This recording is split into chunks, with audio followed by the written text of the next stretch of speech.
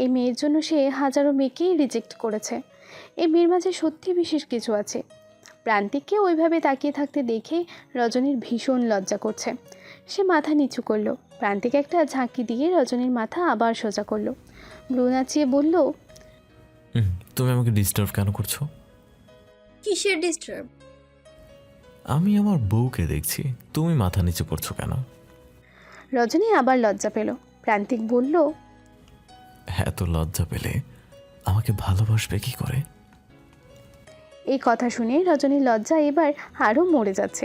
ছি ছি, কি অসভ্য কথা। আর এমনিতেও সে এখন একটা ছেলের কোলে উঠে আছে। লজ্জার কি আর কিছু অবশিষ্ট বাকি আছে? প্রান্তিক রজনীর চোখের দিকে তাকিয়ে বলল, আমার শেরওয়ানির বোতামগুলো খুলে দাও। আমার বিয়ের আগের স্বপ্ন এটা, জানো? তুমি শার্ট পাঞ্জাবির বোতাম লাগিয়ে দিবে, আবার তুমিই খুলে দিবে। দাও, এখন খুলে দাও।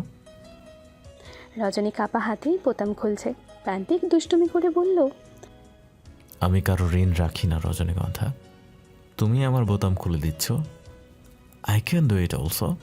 আমি কোনো ঋণ ফিনে থাকতে পারবো না, সো আমি এখন শোধবাদ করতে চাই। সাথে সাথে রজনীর আঙুল থেমে গেল। নিজের দিকে তাকালো। রজনীর কত বোকা। প্রান্তিক যা বলে তাই সত্য ভাবে। ভেবেই হো হো করে হেসে দিল প্রান্তিক। রজনী মিহি কণ্ঠে বলল, আমায় নামিয়ে দিন। কেন? না মানে নামাতে পারি।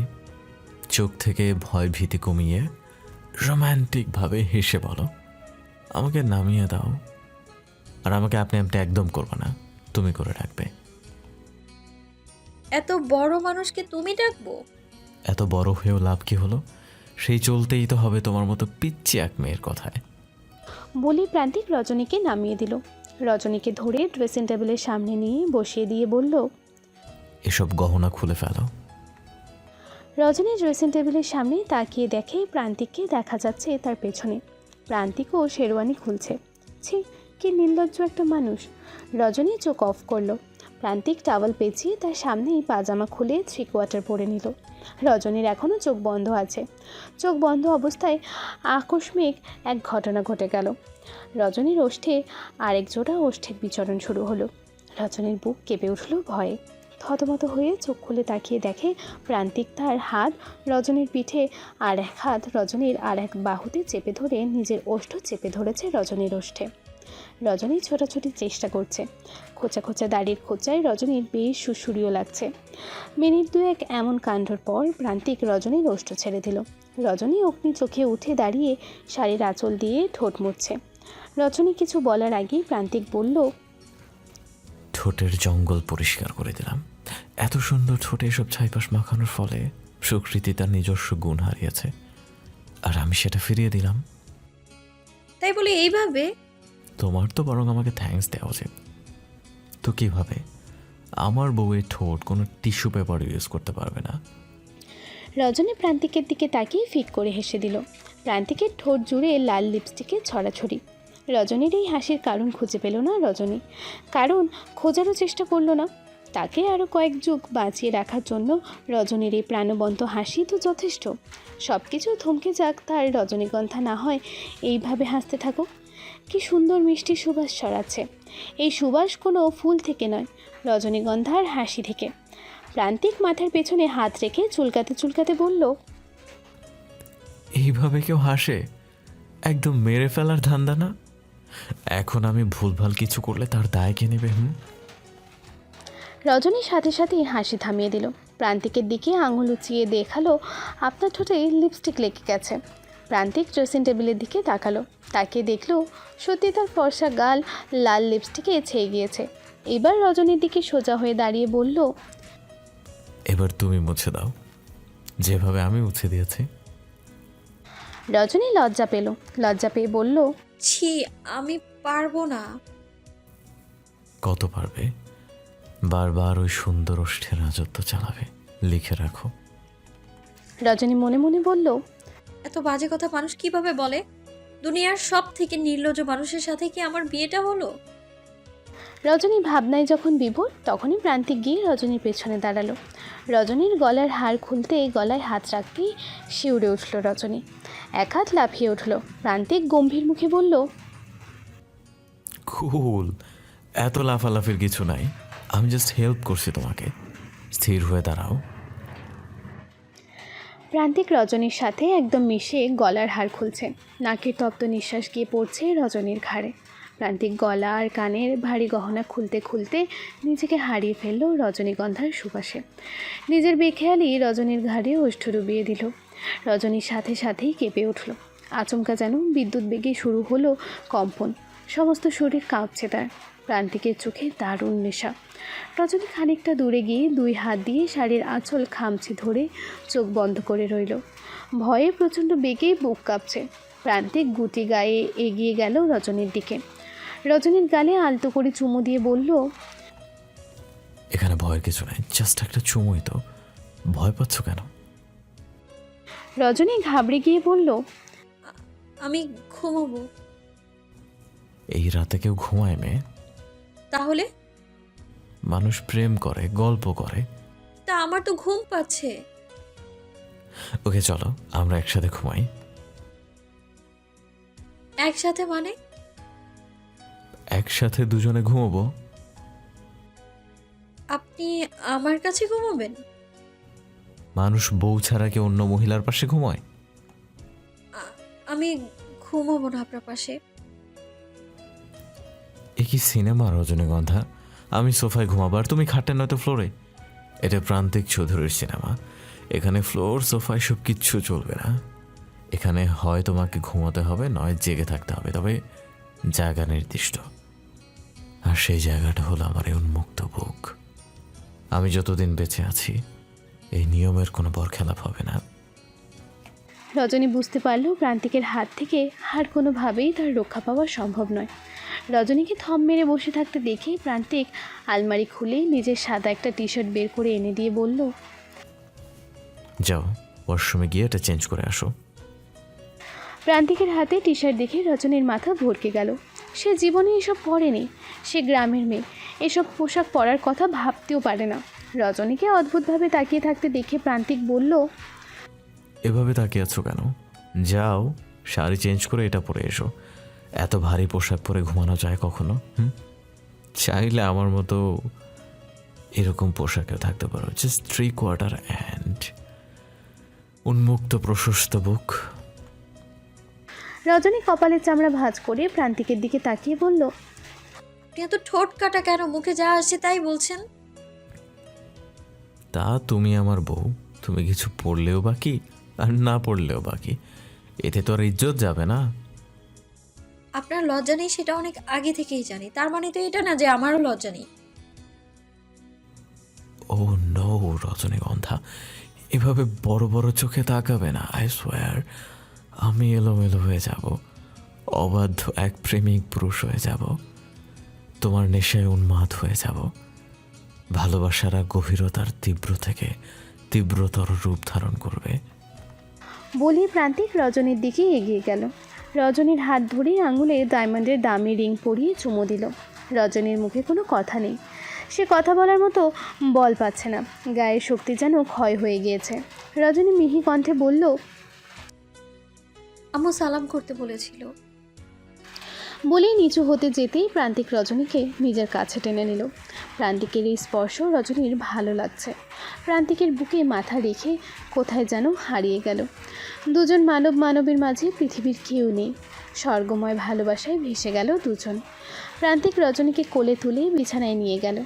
তার বক্ষে রজনীর মাথা রেখে রূপকথার প্রেমের গল্প শুরু করলো। রজনী লজ্জায় গুটিসুটি মেরে শুয়ে পড়ে রয়েছে। ইস কি লজ্জা! অগণিত চুম্বনে ভরে গেল রজনীর গাল আর ওষ্ঠ। মেয়েটা লজ্জায় হয়তো আর কোনো দিন প্রান্তিকের দিকে তাকাতেই পারবে না। খুব ভোরে রজনীর ঘুম ভেঙে গেল। ঘুম ভাঙতেই নিজেকে আবিষ্কার করলো একজন পুরুষ মানুষের আলিঙ্গন তাকে আঁকড়ে ধরে রেখেছে। রজনী চোখ পিটপিট করে তাকালো। বিবাহিত জীবনের প্রথম সকাল আজ তার পাশে ঘুমিয়ে থাকা মানুষটা ঘুমের মাঝেও তাকে আঁকড়ে ধরে রেখেছে। খালি গায়ে উপুর হয়ে রজনীকে শক্তভাবে আলিঙ্গন করে রেখেছে।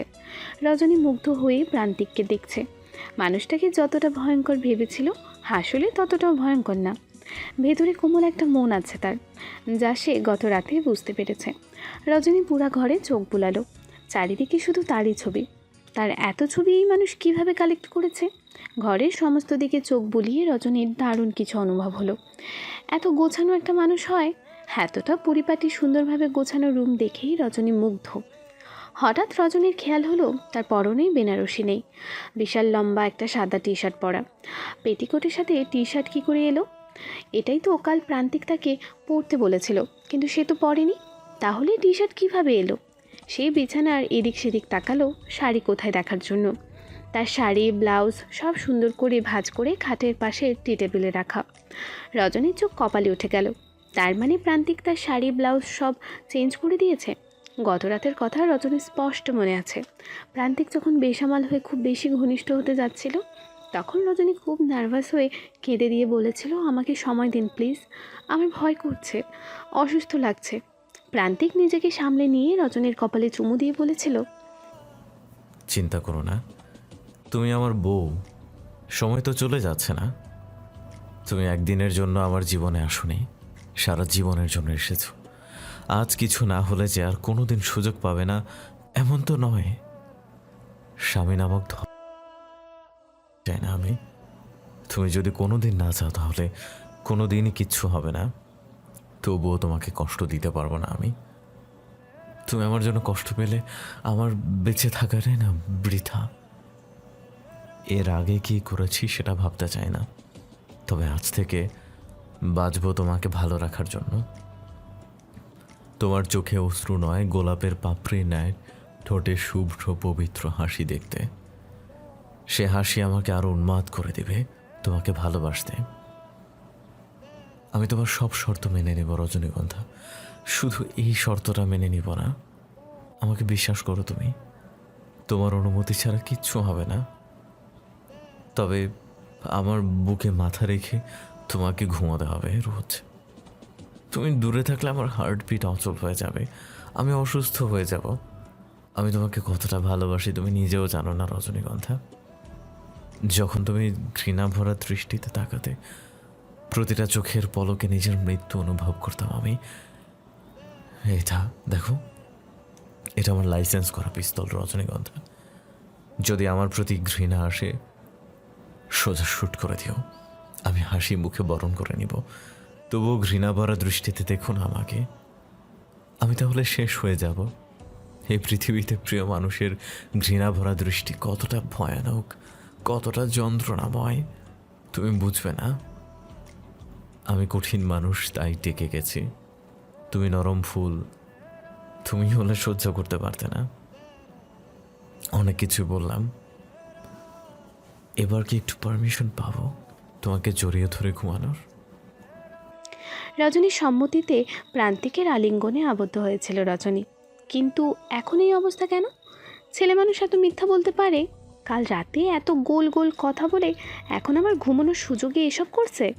রজনী খুব তেজের সাথে জোর খাটিয়ে বিছানা থেকে ওঠার চেষ্টা করলো, কিন্তু এতই কি সোজা প্রান্তিক চৌধুরীর শক্ত আলিঙ্গন ভেদ করে বেরোনো? কয়েকবার চেষ্টা করতেই প্রান্তিকের ঘুম ভাঙল। সে চোখ অফ রেখেই ঘুমু ঘুমু কণ্ঠে বলল, কি হয়েছে মিসেস চৌধুরী? সারা রাত ঘুমাতে দাওনি, এখন একটু ঘুমাতে তো দাও। যদি রাত দিন 24 ঘন্টা আদর করতে বলো তাহলে পারবো কিভাবে বলো? ঘুমিয়ে নিজেকে একটু ফিট তো রাখা প্রয়োজন। কথাটা শুনেই রজনীর মেজাজ আরও খারাপ হয়ে গেল। মানুষ এত থোট কাটা হবে কেন? আশ্চর্য! সেকেন্ডে সেকেন্ডে লজ্জা দেয় এই লোকটা। রজনী তীব্র মেজাজে বলল, আপনাকে আমি রাতে ঘুমোতে দিইনি মানে? আর আপনাকে আদর কে করতে বলেছিল? এত বানিয়ে বানিয়ে কথা কেন বলেন আপনি?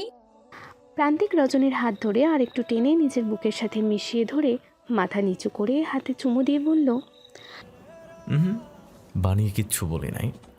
নতুন বউ আমার তুমি, তুমি কি মুখ ফুটে বলবে নাকি আমার আদর লাগবে? ওসব ননসেন্স টাইপ ছেলেরা বোঝে না।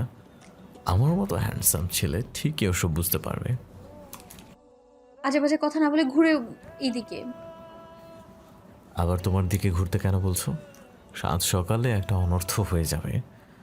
ঘুমন্ত মেয়ে দেখলে এমনি নেশা কাজ করে। এর আগে কতগুলো ঘুমন্ত মেয়ে দেখেছেন আপনি শুনি?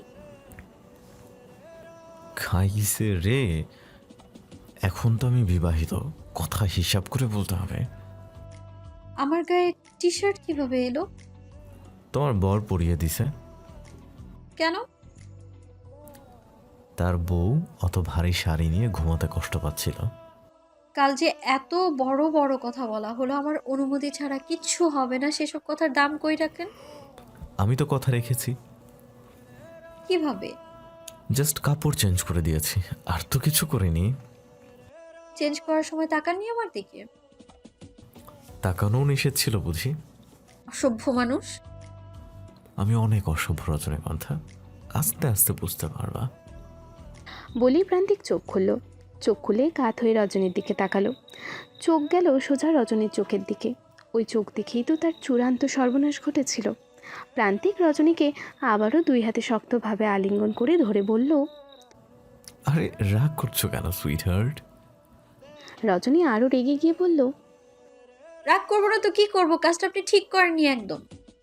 কিচ্ছু করি নাই, শুধু একটু কিস করতে ইচ্ছা হচ্ছিল।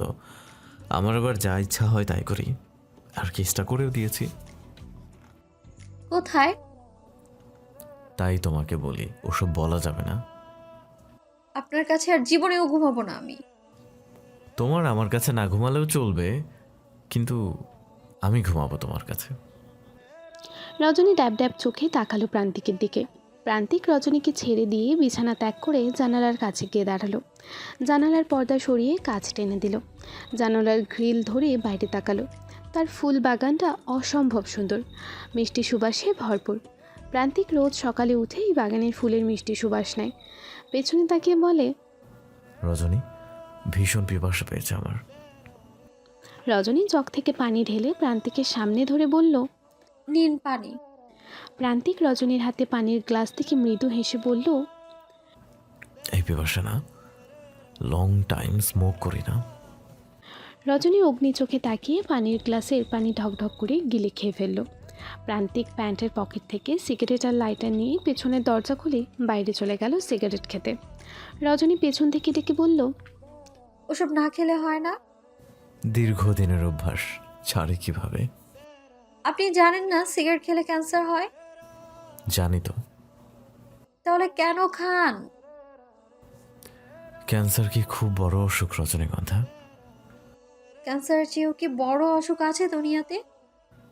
ভালোবাসার চেয়ে বড় অসুখ দুনিয়াতে নেই রজনী। তুমি আমার সেই ক্যান্সার যা সেরে উঠবার মতো নয়। রজনীর চোখ ছলছল করে উঠল। এই মানুষটা তাকে এত ভালোবাসে। তার মতো ভাগ্যবতী নারী কি এই দুনিয়াতে আর আছে? রজনী চেঞ্জ করবে, শাড়ি কোথায় রাখা সে জানে না। উপায় না পেয়ে আবারও সে ভারী বেনারসি পরা শুরু করলো। এরই মাঝে রজনী খেয়াল করলো পেছনের দরজায় কেউ উঁকি দিচ্ছে। দুটো চোখ তাকিয়ে আছে রজনীর দিকে। রজনী ভয়ে এক চিৎকার মারল। রজনীর চিৎকারে প্রান্তিক বাগান থেকে এক দৌড়ে রুমে আসলো। প্রান্তিককে দেখেই রজনী কাঁপতে কাঁপতে জড়িয়ে ধরল। রজনীকে এইভাবে কাঁপতে দেখে প্রান্তিক রজনীর মাথায় হাত বুলিয়ে বলল, কি হয়েছে রজনীগন্ধা, এত ভয় পেয়েছো কেন? কি? রজনী আঙুল তুলে বাইরের দরজা দেখিয়ে বলল, ওখানে কেউ ছিল, আমায় বাজেভাবে দেখছিল। প্রান্তিকের শরীর জ্বলে উঠল। দুই হাত মুষ্টিবদ্ধ করলো, কিন্তু রজনীর ভয় কমাতে বলল, না, আমি ছিলাম, আমি ভয় দেখানোর চেষ্টা করছিলাম। বলেই রজনীকে শক্তভাবে জড়িয়ে ধরে বলল, যতক্ষণ আমি বেঁচে আছি কেউ তোমাকে স্পর্শ করতে পারবে না, আই প্রমিস। আপনি বেঁচে থাকবেন, আমার আয়ু নিয়ে হলেও বেঁচে থাকবেন। আপনি মরার কথা বলবেন না প্লিজ। ব্যালকনিতে সোজা স্ট্রং হয়ে দাঁড়িয়ে আছে প্রান্তিক চৌধুরী। প্যান্টের এক পকেটে হাত গোজা তার, আর এক হাতে জ্বলন্ত এক সিগারেট। গভীর চিন্তায় ধ্যানমগ্ন হয়ে আছে। এক দৃষ্টিতে তাকিয়ে আছে বাইরের দিকে। তার দৃষ্টিতে যে গম্ভীর কোনো সেটা দেখেই স্পষ্ট বোঝা যাচ্ছে। কোনো কিছু নিয়ে অতিরিক্ত চিন্তা করলে তার সিগারেট খাওয়ার মাত্রা বেড়ে যায়। মাত্র কয়েক মিনিটে একের পর এক সিগারেট টানছে আর শেষ করছে। তার অভিজ্ঞ ব্রেইনে এটা কিছুতেই ঢুকছে না। তারই বাড়িতে তার প্রাণপ্রিয় স্ত্রীর দিকে কে বাজে দৃষ্টি দেবে? এত সাহসকার যে বাইরে থেকে এসে প্রান্তিক চৌধুরীর স্ত্রীর দিকে কুদৃষ্টি দেবে? এ বাড়িতে অন্তু আর শ্রাবণ আর তার বাবা ছাড়া তৃতীয় কোনো পুরুষ মানুষ পার্মানেন্ট থাকে না। বাগানের কাজ করতে মাঝে মাঝে তরিকুল নামের ছেলেটা আসে। তাদের ব্যবসায়িক কাজেও কিছু মানুষ আসে। এদের মাঝে কি কেউ ব্যবসার নামে কেউ তার শত্রু হয়ে প্রবেশ করছে এ বাড়িতে? প্রান্তিক হাত মুষ্টিবদ্ধ করে নিজের কপালে নিজেই আঘাত করল। যতক্ষণ না ওই চোখ জোড়া সে তুলে ফেলতে পারছে ততক্ষণ তার শান্তি নেই। হঠাৎ একজনের অভিশাপ মনে পড়ে, বুকে অজানা ভয় বাসা বাঁধল। সেই অভিশাপ কি তাহলে সত্যি হবে? জাহাঙ্গীরনগর ইউনিভার্সিটিতে পড়ার সময় এক মেয়ে তাকে অভিশাপ দিয়েছিল, সারা পৃথিবীর মেয়ে তোমার যোগ্য পাগল প্রান্তিক চৌধুরী, সেই সুযোগে তুমি কোনো মেয়ের আবেগের মূল্যায়ন করতে জানো না। এই যে তুমি বলো এইসব ভালোবাসার অনুভূতি তোমার আসে না, সৃষ্টিকর্তার অদ্ভুত এক নিয়মেই তুমিও একদিন কাউকে ভালোবাসবে, এত ভালোবাসবে সারাক্ষণ আতঙ্কে থাকবে। সেই মেয়ের ভালোবাসা হারানোর ভয় তোমার রাতের ঘুম কেড়ে নেবে। তোমাকে ভালোবাসবে না সেই মেয়ে, আর যদিও তোমাকে ভালোবাসে, আমি অভিশাপ দিয়ে যাচ্ছি সেই মেয়ের যেন মৃত্যু হয় তোমার মতো নিকৃষ্ট মানুষকে ভালোবাসার জন্য। কেউ না কেউ যেন তোমার থেকে তাকে কেড়ে নেয়, কেড়ে নিয়ে তোমাকে নিঃস্ব করে দেয়। ভালোবাসার যন্ত্রণা একদিন তুমি হাড়ে হাড়ে টের পাবে প্রান্তিক চৌধুরী। তোমাকে ভালোবাসা মেয়েটা মরে যাক। প্রান্তিক সেদিন বাঁকা হেসে বলেছিল, কে মরলো আর কে বাঁচলো আই ডোন্ট কেয়ার। কোনো মেয়ের জন্য আমার জীবন অন্তত থেমে থাকবে না। কোনো মেয়ের সেই ক্ষমতাই নেই আমাকে দুর্বল করে তুলবে। এর পরদিনই সে মাসের 10 তারিখে নিকৃষ্ট একটি ঘটনা ঘটে যায়। প্রতি বছর এই তারিখটা প্রান্তিক ডিপ্রেশনে ভোগে, কিন্তু ভাগ্যের এক নির্মম পরিহাসে এবছরে সে মে মাসের 10 তারিখেই প্রান্তিকের জীবনের সবথেকে গুরুত্বপূর্ণ দিন। তার আর রজনীর বিয়ে হয়েছে। এই তারিখেই কেন হতে হলো? এটা কি কাকতালীয় কোনো ঘটনা, নাকি কারো চক্রান্ত? কে বা রজনী আর তার ছবি গ্রামে ছড়িয়ে দিল? তাহলে কি এই তারিখের সাথে সংযোগ করে কেউ এটা করেছে? কিন্তু কেউ তো সে ঘটনা জানে না, জানার কথাও নয়। প্রান্তিক শতভাগ নিশ্চিত কেউ জানে না। হঠাৎ এত দুশ্চিন্তার মাঝে তার একমাত্র মানসিক শক্তির কারণ রজনী উপস্থিত হলো। রজনী পেছনে দাঁড়িয়ে মিহি কণ্ঠে বলল, শুনুন না। প্রান্তিকের হৃদয় শীতল হলো রজনীর কণ্ঠে। সমস্ত দুশ্চিন্তা দূরে ঠেলে পিছনে ফিরে তাকালো যেন ঝড়ের গতিতে। রজনী নিচে তাকিয়ে দেখল 15-20টা সিগারেটের খেয়ে ফেলা অংশ। এখনও হাতে একটা জ্বলন্ত সিগারেট রয়েছে। রজনী বিরক্ত হলো তীব্রভাবে। এত সিগারেট একসাথে একটা মানুষ কিভাবে খেতে পারে? প্রান্তিক বুঝতে পারলো রজনী বিরক্ত হয়েছে। হাতে সিগারেটটা দূরে ফেলে দিয়ে আচমকা রজনীকে জড়িয়ে ধরল, একদমই বুকের সাথে মিশিয়ে ধরল। কিছুক্ষণ আগের কল্পনাতীত কথাগুলো তার মনে পড়ল। সে রজনীর কিছুই হতে দেবে না, এভাবেই বুকের সাথে জড়িয়ে ধরে রাখবে আজীবনকাল। প্রান্তিক রজনীর কপালে চুমু দিয়ে বলল, আমি তোমার কিচ্ছু হতে দেবো না রজনীগন্ধা, কিচ্ছু না।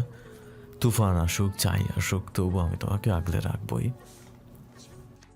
রজনী হঠাৎ এমন আচরণে কিছুটা অবাক হলেও প্রান্তিককে ধাক্কা মেরে ফেলে দিয়ে বলল, সিগারেট বেশি খেয়ে কি মাথার সমস্যা হয়েছে? তোমাকে দেখার পর থেকে তো আমার মাথায় এমনিতেই সমস্যা হয়ে গেছে। শব্দ আমার? হ্যাঁ হ্যাঁ, তুমি আমার মাথা খেয়েছো। চোখে কি বশীকরণ করে তাবিজ পড়ো? আমি তাকালেই শেষ হয়ে যায়। আমার ভাবতেই ঘৃণা লাগে একজন সিগারেট খোর আমার বর। ঘেন্না লাগে? হ্যাঁ লাগে। কথাটা রজনী মনের বিরুদ্ধে বলল। প্রান্তিকের অভিজ্ঞ দৃষ্টি স্পষ্ট দেখতে পেলেও রজনীর চোখে কোনো ঘৃণা নেই। সে সিগারেট খেয়েছে বলেই রজনী রেগে এসব বলছে। প্রান্তিক রজনীর চোখে মুখে স্পষ্ট রাগ দেখে বলল, কি ঘৃণা লাগে রজনীগন্ধা, আমাকে নাকি সিগারেট? আপনার উচিত ছিল সিগারেট বিয়ে করা। আপনার জীবনসঙ্গী হিসেবে সিগারেটই উত্তম ছিল। উফ, মেয়েটা বলে কি? জড়বস্তু বিয়ে করে কি ফায়দা পেতাম? আমায় বিয়ে করে কি ফায়দা পেলেন? প্রান্তিক দুষ্টু হেসে বলল, শুনতে চাও? হ্যাঁ। ভয়ানক লজ্জা পাবে কিন্তু। বলি প্রান্তিক রজনীর একদম কাছে গিয়ে ঝুঁকল, কানের সাথে ওষ্ঠ মিশিয়ে ফিসফিস করে কিছু বলে ঠোঁট কামড়ে হাসল। রজনীর সাথে সাথে লজ্জায় লাল হয়ে গেল। সেই লজ্জা লোকাতে চোখ পাকিয়ে প্রান্তিকের দিকে তাকিয়ে বলল, আপনি এত নির্লজ্জ কেন? ছি, এসব মুখে আনেন কি করে আপনি? আপনার লজ্জা করে না? আপনার সাথে আর কথাই বলবো না আমি। বলেই রজনী হাঁটা দিল। প্রান্তিক রজনীর হাত টেনে ধরে আবারও বুকের সাথে মেশালো, মাথায় চুমু দিয়ে বলল, তোমাকে বারবার আদর করে কাছে টানবো বলেই তো রাগিয়ে দেই। বুঝো না কেন তুমি? রাগ ছাড়া ভালোবাসার গভীরতা বাড়ে না, একদম পানসে হয়ে যায়। পুরুষ মানুষের জন্মই তো হয়েছে এভাবে বউকে রাগিয়ে দিয়ে সরি বলে ভালোবাসার জন্য। বউয়ের কাছে মাথা নত করলে ইজ্জত যাবে না। আপনি ছাড়ুন আমায়, খুব খারাপ আপনি। পিছিয়ে একটা মেয়েকে বিয়ে করছি, আমার হাঁটুর বয়সী, যা বলি তাতেই রেগে যায়। ইহকালেও মনে হয় না আর বাবার ডাক শুনতে পাবো। আবারও বাজে কথা বলছেন আপনি। আচ্ছা আর বলবো না, এবার বলো আমাকে ডাকছিলে কেন? আমি গোসল করব বলে। আমার সাথে গোসল করবে তুমি? সিরিয়াসলি? তুমি এত রোমান্টিক, আগে তো জানতাম না। শাওয়ারে কিন্তু দারুণ রোম্যান্স হয়। না, আমি একা গোসল করব। বিয়ের পরের দিন সকালে নববধূ গোসল করবে, কারণ কি? বাইরে যারা ছিল ওরা বলল আমি যেন গোসল করি। শুধু শুধু মানুষের দোষ দিচ্ছ কেন? আমি ঘুমিয়ে গেলে কোনো ফায়দা নাওনি তো? নেওয়াটা উচিত। বিকজ এমন হ্যান্ডসাম বর যার, সে কিভাবে নিজেকে দূরে সরিয়ে রাখবে? রজনী প্রান্তিকের থেকে খানিকটা দূরে এসে দাঁড়িয়ে বলল, আজে বাজে কথার একটা লিমিট থাকে, আপনি শুধু লজ্জা দেন আমায়। আপনাদের এখানে পুকুর নেই, টিউবওয়েল আছে। আপনার গোসলখানা আমি কিভাবে ব্যবহার করব বুঝতে পারছি না আমি। তোমাকে সব বোঝানোর জন্য আমি আছি তো, টেনশন নিও না। প্রান্তিক রজনীর হাত ধরে ওয়াশরুমে প্রবেশ করলো। কারো ওয়াশরুম যে এত বড় হয় আর সুন্দর হয় রজনীর ধারণার বাহিরে ছিল। একটা ওয়াশরুম দেখেই রজনীর ধারণা হয়ে গিয়েছে প্রান্তিক অঢেল টাকার মালিক। সে গোসলের কথা ভুলে গিয়েছে, চারিদিকে তাকিয়ে তাকিয়ে দেখছে। বেডরুমের মতোই প্রায় একটা ওয়াশরুম, সেখানে একটা বাথটাব যার ভেতরে গোলাপ আর রজনীগন্ধার পাপড়ি ভাসছে। প্রান্তিক রজনীকে পাজা কোলে তুলে বাথটাবে নিয়ে শুইয়ে দিল। রজনী চোখ বন্ধ করে আছে। কিছুক্ষণের মাঝেই সাবানের ফেনা হয়ে গেল পুরো বাথটাবটায়। প্রান্তিক নিচে বসে আছে পানিতে এক হাত ভিজিয়ে, আর সামনে একটা জলপরি শুয়ে আছে। প্রান্তিক কোনোভাবেই চোখ সরাতে পারছে না, চোখেই নেশা ধরে গিয়েছে যেন। সাবানের সাথে ফ্যানার মাঝে রজনী শুয়ে আছে, তার সমস্ত শরীরে গোলাপের পাপড়ি। এত সুন্দর মুহূর্তটা প্রান্তিক মিস করতে চাইছে না। সে বুঁদ হয়ে রইল রজনীর দিকে তাকিয়ে। রজনীর দারুণ কিছু অনুভব হচ্ছে। সে চোখ মেলে তাকালো, তাকে দেখলো প্রান্তিক তাকিয়ে আছে তার দিকে। নিখুঁত দৃষ্টিতে একরাশ মুগ্ধতা। রজনী প্রান্তিকের দিকে পানি ছুঁড়ে মারল। এক পশলা বৃষ্টির মতো পানির ছেটা প্রান্তিকের মুখে গিয়ে লাগলো, তবু প্রান্তিকের চোখে দৃষ্টি সরছে না। রজনী লজ্জায় রাঙা চোখে তাকিয়ে বলল, আপনি এভাবে তাকিয়ে থাকলে আমার লজ্জা করছে, বাইরে যান প্লিজ। এত সুন্দর দৃশ্য জীবনে প্রথম দেখলাম। তুমি কি আমায় এই প্রথম দেখার সৌন্দর্য থেকে বঞ্চিত করতে চাও? এবার আমার আরো লজ্জা করছে, প্লিজ যান না। তাহলে আমাকে একটা কিস করো, যাচ্ছি। না, এটাও পারবো না। তোমাকে দেখতে দিবা না, কিস করবা না, তাহলে করবাটা কি? রজনী লজ্জায় আরও বেশি লাল হয়ে গেল। বাইরে থেকে প্রিয়তা ডাকছে রজনীর গোসল শেষ হলো কিনা। প্রান্তিক আচমকা রজনীর ওষ্ঠে ওষ্ঠ ডুবিয়ে দিয়ে হাসতে হাসতে বেরিয়ে গেল। রজনীর খারাপ লাগেনি, লজ্জা লেগেছে। কেন জানি প্রান্তিকের স্পর্শ তার দারুণ ভালো লাগছে। সে কাছে আসলে লজ্জা এলোমেলো করছে, তবে অদ্ভুত এক ভালো লাগাও কাজ করছে। প্রিয় পুরুষের স্পর্শতে কি জাদু থাকে? এর আগে তো কোনো পুরুষের স্পর্শ তার সহ্য হয়নি। বিয়ের প্রথম সকাল, ডাইনিংয়ে সবাই নতুন বইয়ের জন্য অপেক্ষা করছে। প্রিয়তার রজনীকে একটা হলুদ রঙের জর্জেটের শাড়ি পরিয়ে বাইরে নিয়ে এলো। সকালের গোসলের পর রজনীকে আরও স্নিগ্ধ লাগছে। গায়ের হলুদ রঙের শাড়ির জন্য গায়ের রঙও যেন হলুদ দেখাচ্ছে। প্রান্তিক শাওয়ার নিয়ে কোমরে টাওয়াল পেঁচিয়ে হাত দিয়ে মাথার পানি ঝাড়ছে আর রজনীর দিকে তাকিয়ে আছে।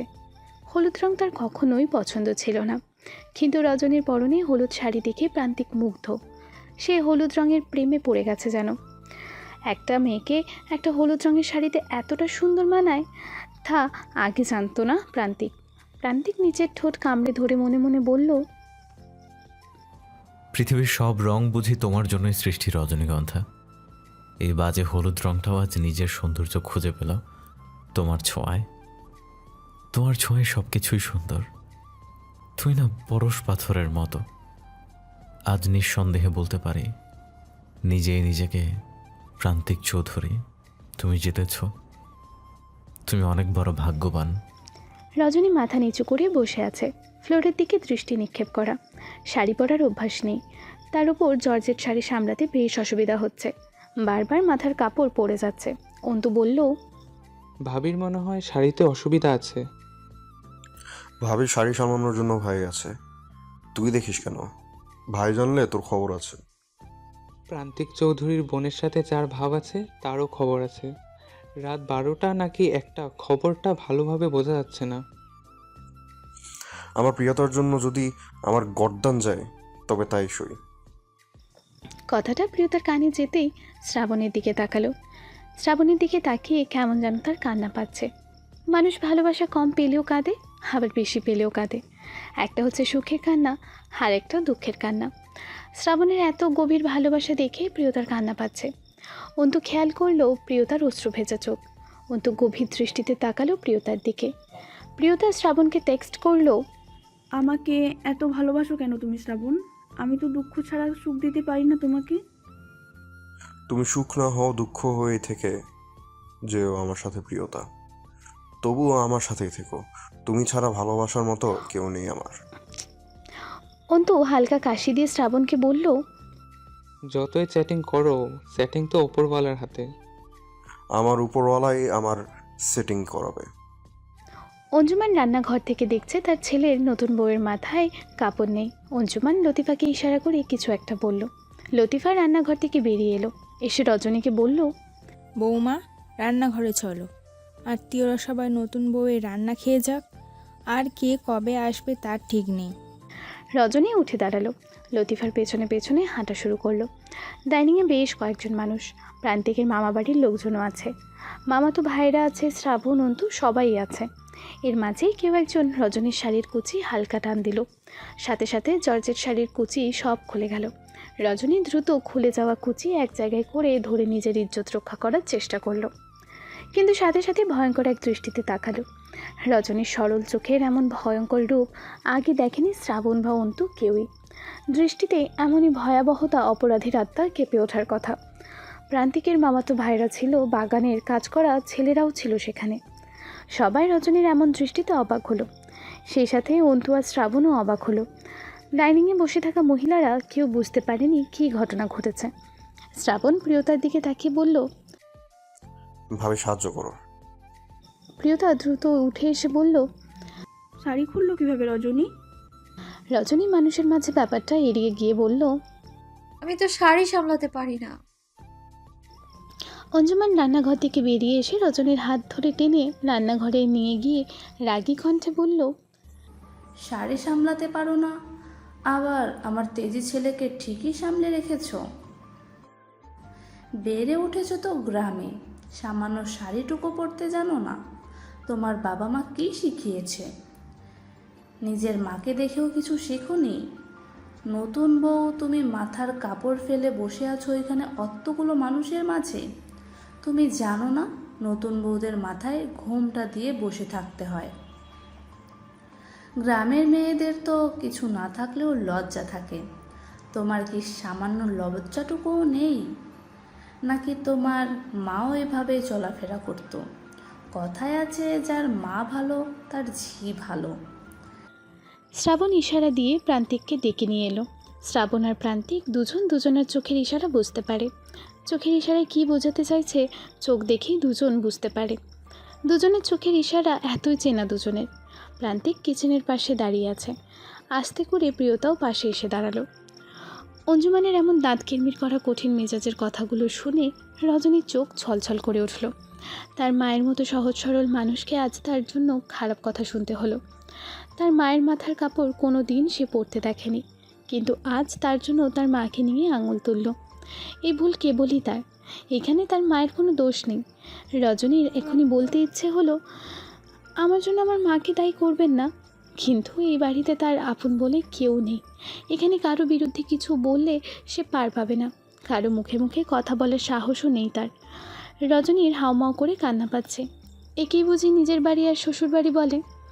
অঞ্জুমান রজনীর ছলে ছলে চোখের দিকে তাকিয়ে বলল, শাড়ি ঠিক করে নাও। কথায় কথায় চোখের পানি আসলে সংসার করবে কিভাবে? আমাদের শাশুড়া কি আমাদের কিছু বলেনি? আমরা কি গাল ফুলিয়েছি? সব গুছিয়ে দিয়েছি, রান্না করো। দেখি কি রান্না শিখিয়ে এসেছো বাবার বাড়ি থেকে। কি দেখো আমার ছেলের মাথা নষ্ট হলো। অঞ্জুমান কেন যেন রজনীকে সহ্য করতে পারছে না। রজনীকে দেখলেই রাগে তার সমস্ত শরীর রিরি করে উঠছে। সে কোনোভাবেই তার ছেলের গালে মারা থাপ্পড় ভুলতে পারছে না। হঠাৎ কারো সম্পর্কে মনে বিষ ঢুকে গেলে সেটা আর বের হওয়া মুশকিল। রজনী চোখের পানি মুছে শাড়ি ঠিক করে নিল, কিন্তু রান্না করবে কিভাবে বুঝতে পারছে না। এখানে গ্যাসের চুলা, সে কোনো দিনও গ্যাসের চুলায় রাঁধেনি। বাড়িতে চুলায় রান্না করার অভ্যাস আছে তার। গ্যাস নিয়ে মারাত্মক চিন্তায় পড়ে গেল সে। কি করবে বুঝে উঠতে পারছে না। গ্যাসের চুলার সামনে গিয়ে অনেকক্ষণ দাঁড়িয়ে আছে। কিভাবে কি করবে কিছুই মাথায় আসছে না।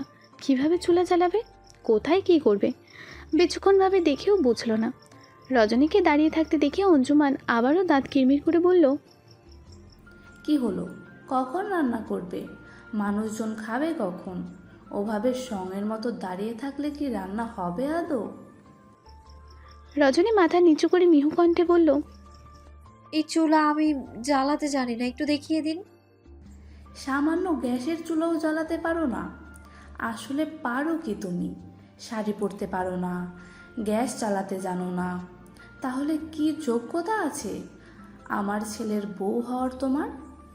পাশের বাড়ির অদ্রির বয়স 5 বছর, তাকে বললেও সে পারবে। আমি জানি না তুমি কিভাবে কি করবে, এক্ষুনি চুলা জ্বালাবে তুমি। এরই মাঝে গম্ভীর থমথমে মেজাজে প্রান্তিক রান্নাঘরে প্রবেশ করলো। অঞ্জুমানের দিকে রাগান্বিত চোখে তাকালো। লতিফা বুঝতে পারল প্রান্তিক রেগে আছে। অঞ্জুমানের সমস্ত কথা প্রান্তিক শুনেছে। এতক্ষণ দরজার ওপাশে দাঁড়িয়ে ছিল সে। অঞ্জুমান প্রান্তিককে রান্নাঘরে প্রবেশ করতে দেখে বলল, রান্নাঘরে তোমার কি? তুমি কি রান্নাঘর চিনো? তোমার বয়সে এসেছো কখনো? প্রান্তিক সে কথার উত্তর না দিয়ে সোজা রজনীর সামনে গিয়ে দাঁড়ালো। রজনীর ছলছল চোখের দিকে তাকিয়ে তার বুক ফেটে যাচ্ছে। সে রজনীকে বিয়ে করেছে কাঁদাতে নয়, রজনীকে ভালো রাখতে, সুখী করতে।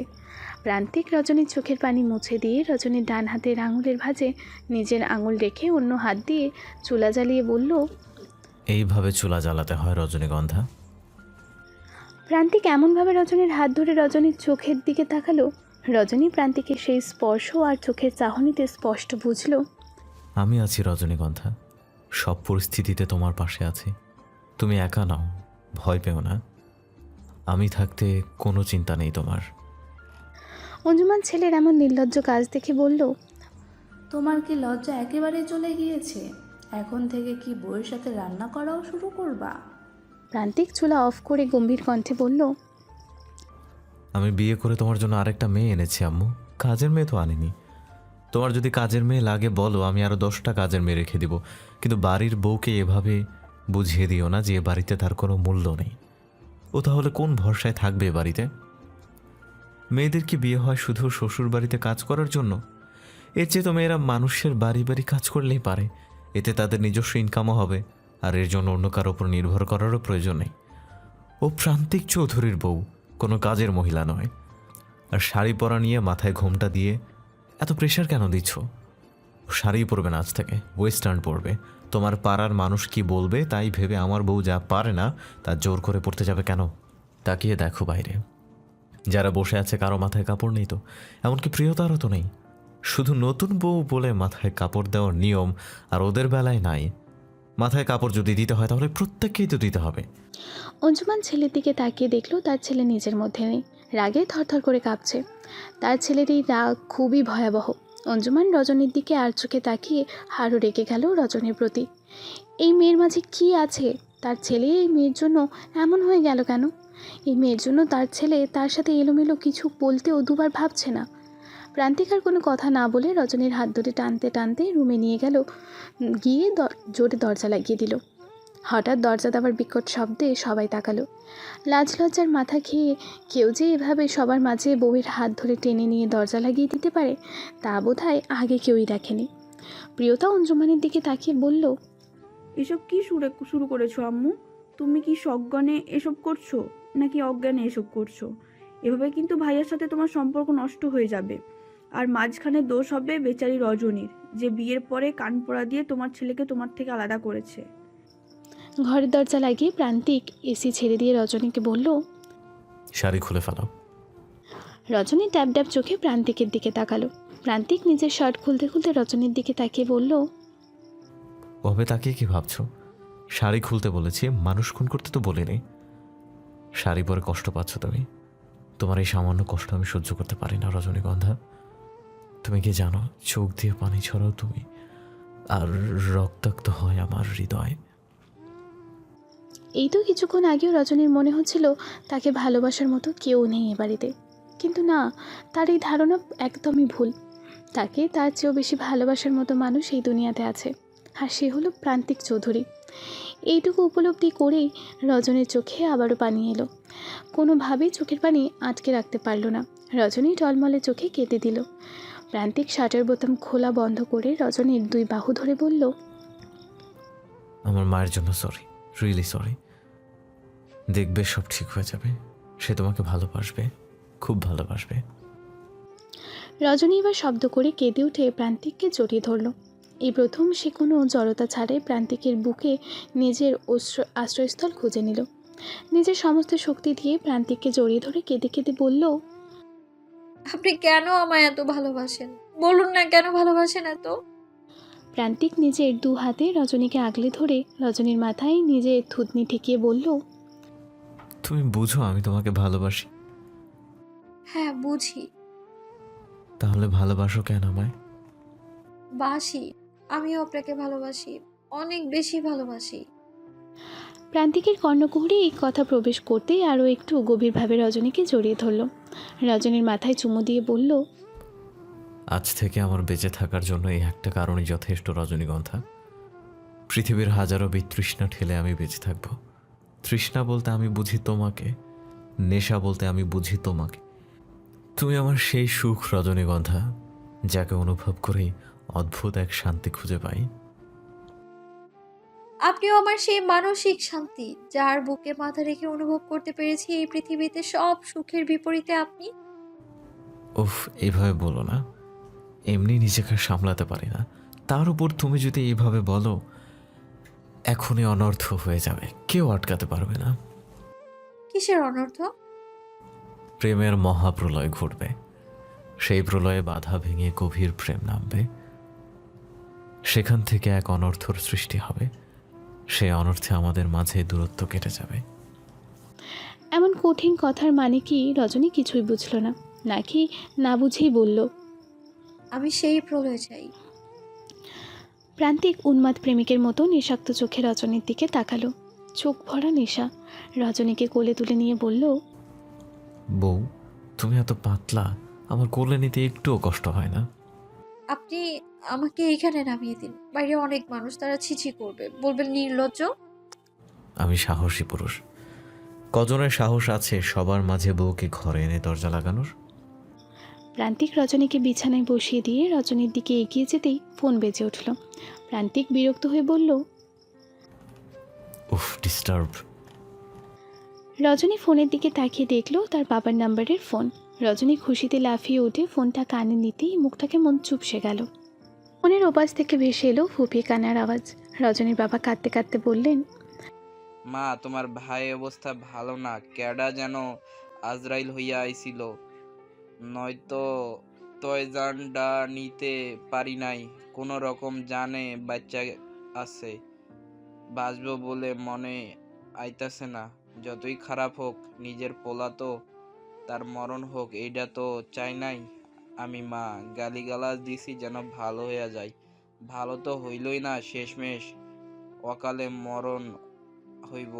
তোমার ভাইরে সেই দেখা দেখো, চাইলে হাসপাতালে আসো, প্রান্তিক বাবার বইলা দুইজনে একসাথে আসো। রজনীর চোখ ছলছল করে উঠল। ছোটবেলা ভাইয়ের সাথে কত শত স্মৃতি ছিল তার। বড় হয়ে খারাপ মানুষের পাল্লায় পড়ে বাজেভাবে বিগড়ে গেল। সেই যে বিগড়ে গেল আর ভালো হলো না। যত খারাপই হোক, নিজের ভাইয়ের মৃত্যু তো মেনে নেওয়ার মতো নয়। রজনীর চোখ ছলছল দেখে প্রান্তিক ফোনটা কানে নিয়ে হ্যালো বলতেই রজনীর কান্নার কারণ বুঝতে পারল। অজানা ভয়ে বাসা বাঁধল প্রান্তিকের মনে। যদি রজনী জেনে যায় তাহলে কি হবে? রজনী তো ক্ষমা করবে না। রজনীকেই বা কীভাবে বোঝাবে তাকে বাজে কথা বলার জন্যই তার ভাইয়ের গায়ে সে হাত দিয়েছে? গভীরভাবে চিন্তা করে প্রান্তিক রজনীর কাঁধে হাত রেখে বলল, চলো হসপিটালে যাই। রজনী একটা সুতি শাড়ি পরে প্রান্তিকের সাথে বের হলো। ঘরের দরজা খুলতেই বাইরে দাঁড়িয়ে আছে প্রিয়তা, শ্রাবণ, অন্তু আর মেহবুব চৌধুরী। প্রান্তিক আর রজনীকে বের হতে দেখে সবাই বুঝলো ওরা বাইরে যাচ্ছে। মেহবুব চৌধুরী রীতিমতো ভয় পেয়ে গেলেন। তার ছেলে কি বাসা ছেড়ে চলে যাচ্ছে? মাহবুব চৌধুরী প্রান্তিকের হাত টেনে ধরে বললেন, কোথায় যাচ্ছ বাবা? বাইরে যাচ্ছি। খেয়ে যাবে না? বৌমাকে না খাইয়ে কোথায় নিয়ে যাচ্ছ? আম্মুর ব্যবহারে ওর পেট ভরে গেছে, না খেলেও চলবে। তোমার আম্মুর কথা কিছু মনে করো না। জানোই তো তোমার আম্মুর মনে নেগেটিভ কিছু ঢুকলে আর বের হতে চায় না। আঞ্জুমান নিজের ঘর থেকে বলে উঠল, তোমার ছেলের কাছে জিজ্ঞাসা করো কাকে বেশি ভালোবাসে, মাকে নাকি বউ। একদিন এই মায়ের বিরুদ্ধে চলে গেল। প্রান্তিক মাহবুবের দিকে তাকিয়ে বলল, বাবা, আপনি কাকে বেশি ভালোবাসেন, আম্মু নাকি দাদি? মাহবুব ছেলের এমন প্রশ্নে লজ্জায় পড়ে গেল। আমতা আমতা করে বলল, তোমার মামনি তোমাকে অনেক ভালোবাসে। মাথা ঠান্ডা হলে দেখবে রজনী মামনিকে আগলে রাখবে। বাবা, আমাকে যদি আপনি বউ পাগল ভাবেন, কিছুই বলার নেই। আবার আমি আমার মা বাবাকে পৃথিবীতে সব থেকে বেশি ভালোবাসি। মা বাবার জায়গা পৃথিবীতে কেউ নিতে পারে না, পারবেও না। আমার বউ যদি আমার মা বাবাকে অসম্মান করে কষ্ট দিয়ে কথা বলে, আমি এক সেকেন্ডও তার সাথে থাকবো না। কিন্তু আমি যাকে বিয়ে করেছি তার প্রতিও তো আমার দায়িত্ব আছে। আমি মা বাবাকে ভালোবাসি বলে অন্য একটা মেয়েকে এনে মানসিক টর্চার তো করতে পারি না। তাকে যদি তার যোগ্য সম্মানই না দিতে পারি, তাহলে আমার পরিচয় হবে কাপুরুষ। মা বাবাকে অধিক ভালোবাসার সাথে বউকে টর্চার করার কোনো সম্পর্ক নেই। বাড়ির বউয়ের সাথে খারাপ ব্যবহার করে যদি বোঝাতে হয় আমি আমার মাকে বাবাকে বেশি ভালোবাসি, তাহলে আম সরি বাবা, আমিও নোংরা ভালোবাসায় বিশ্বাসী না।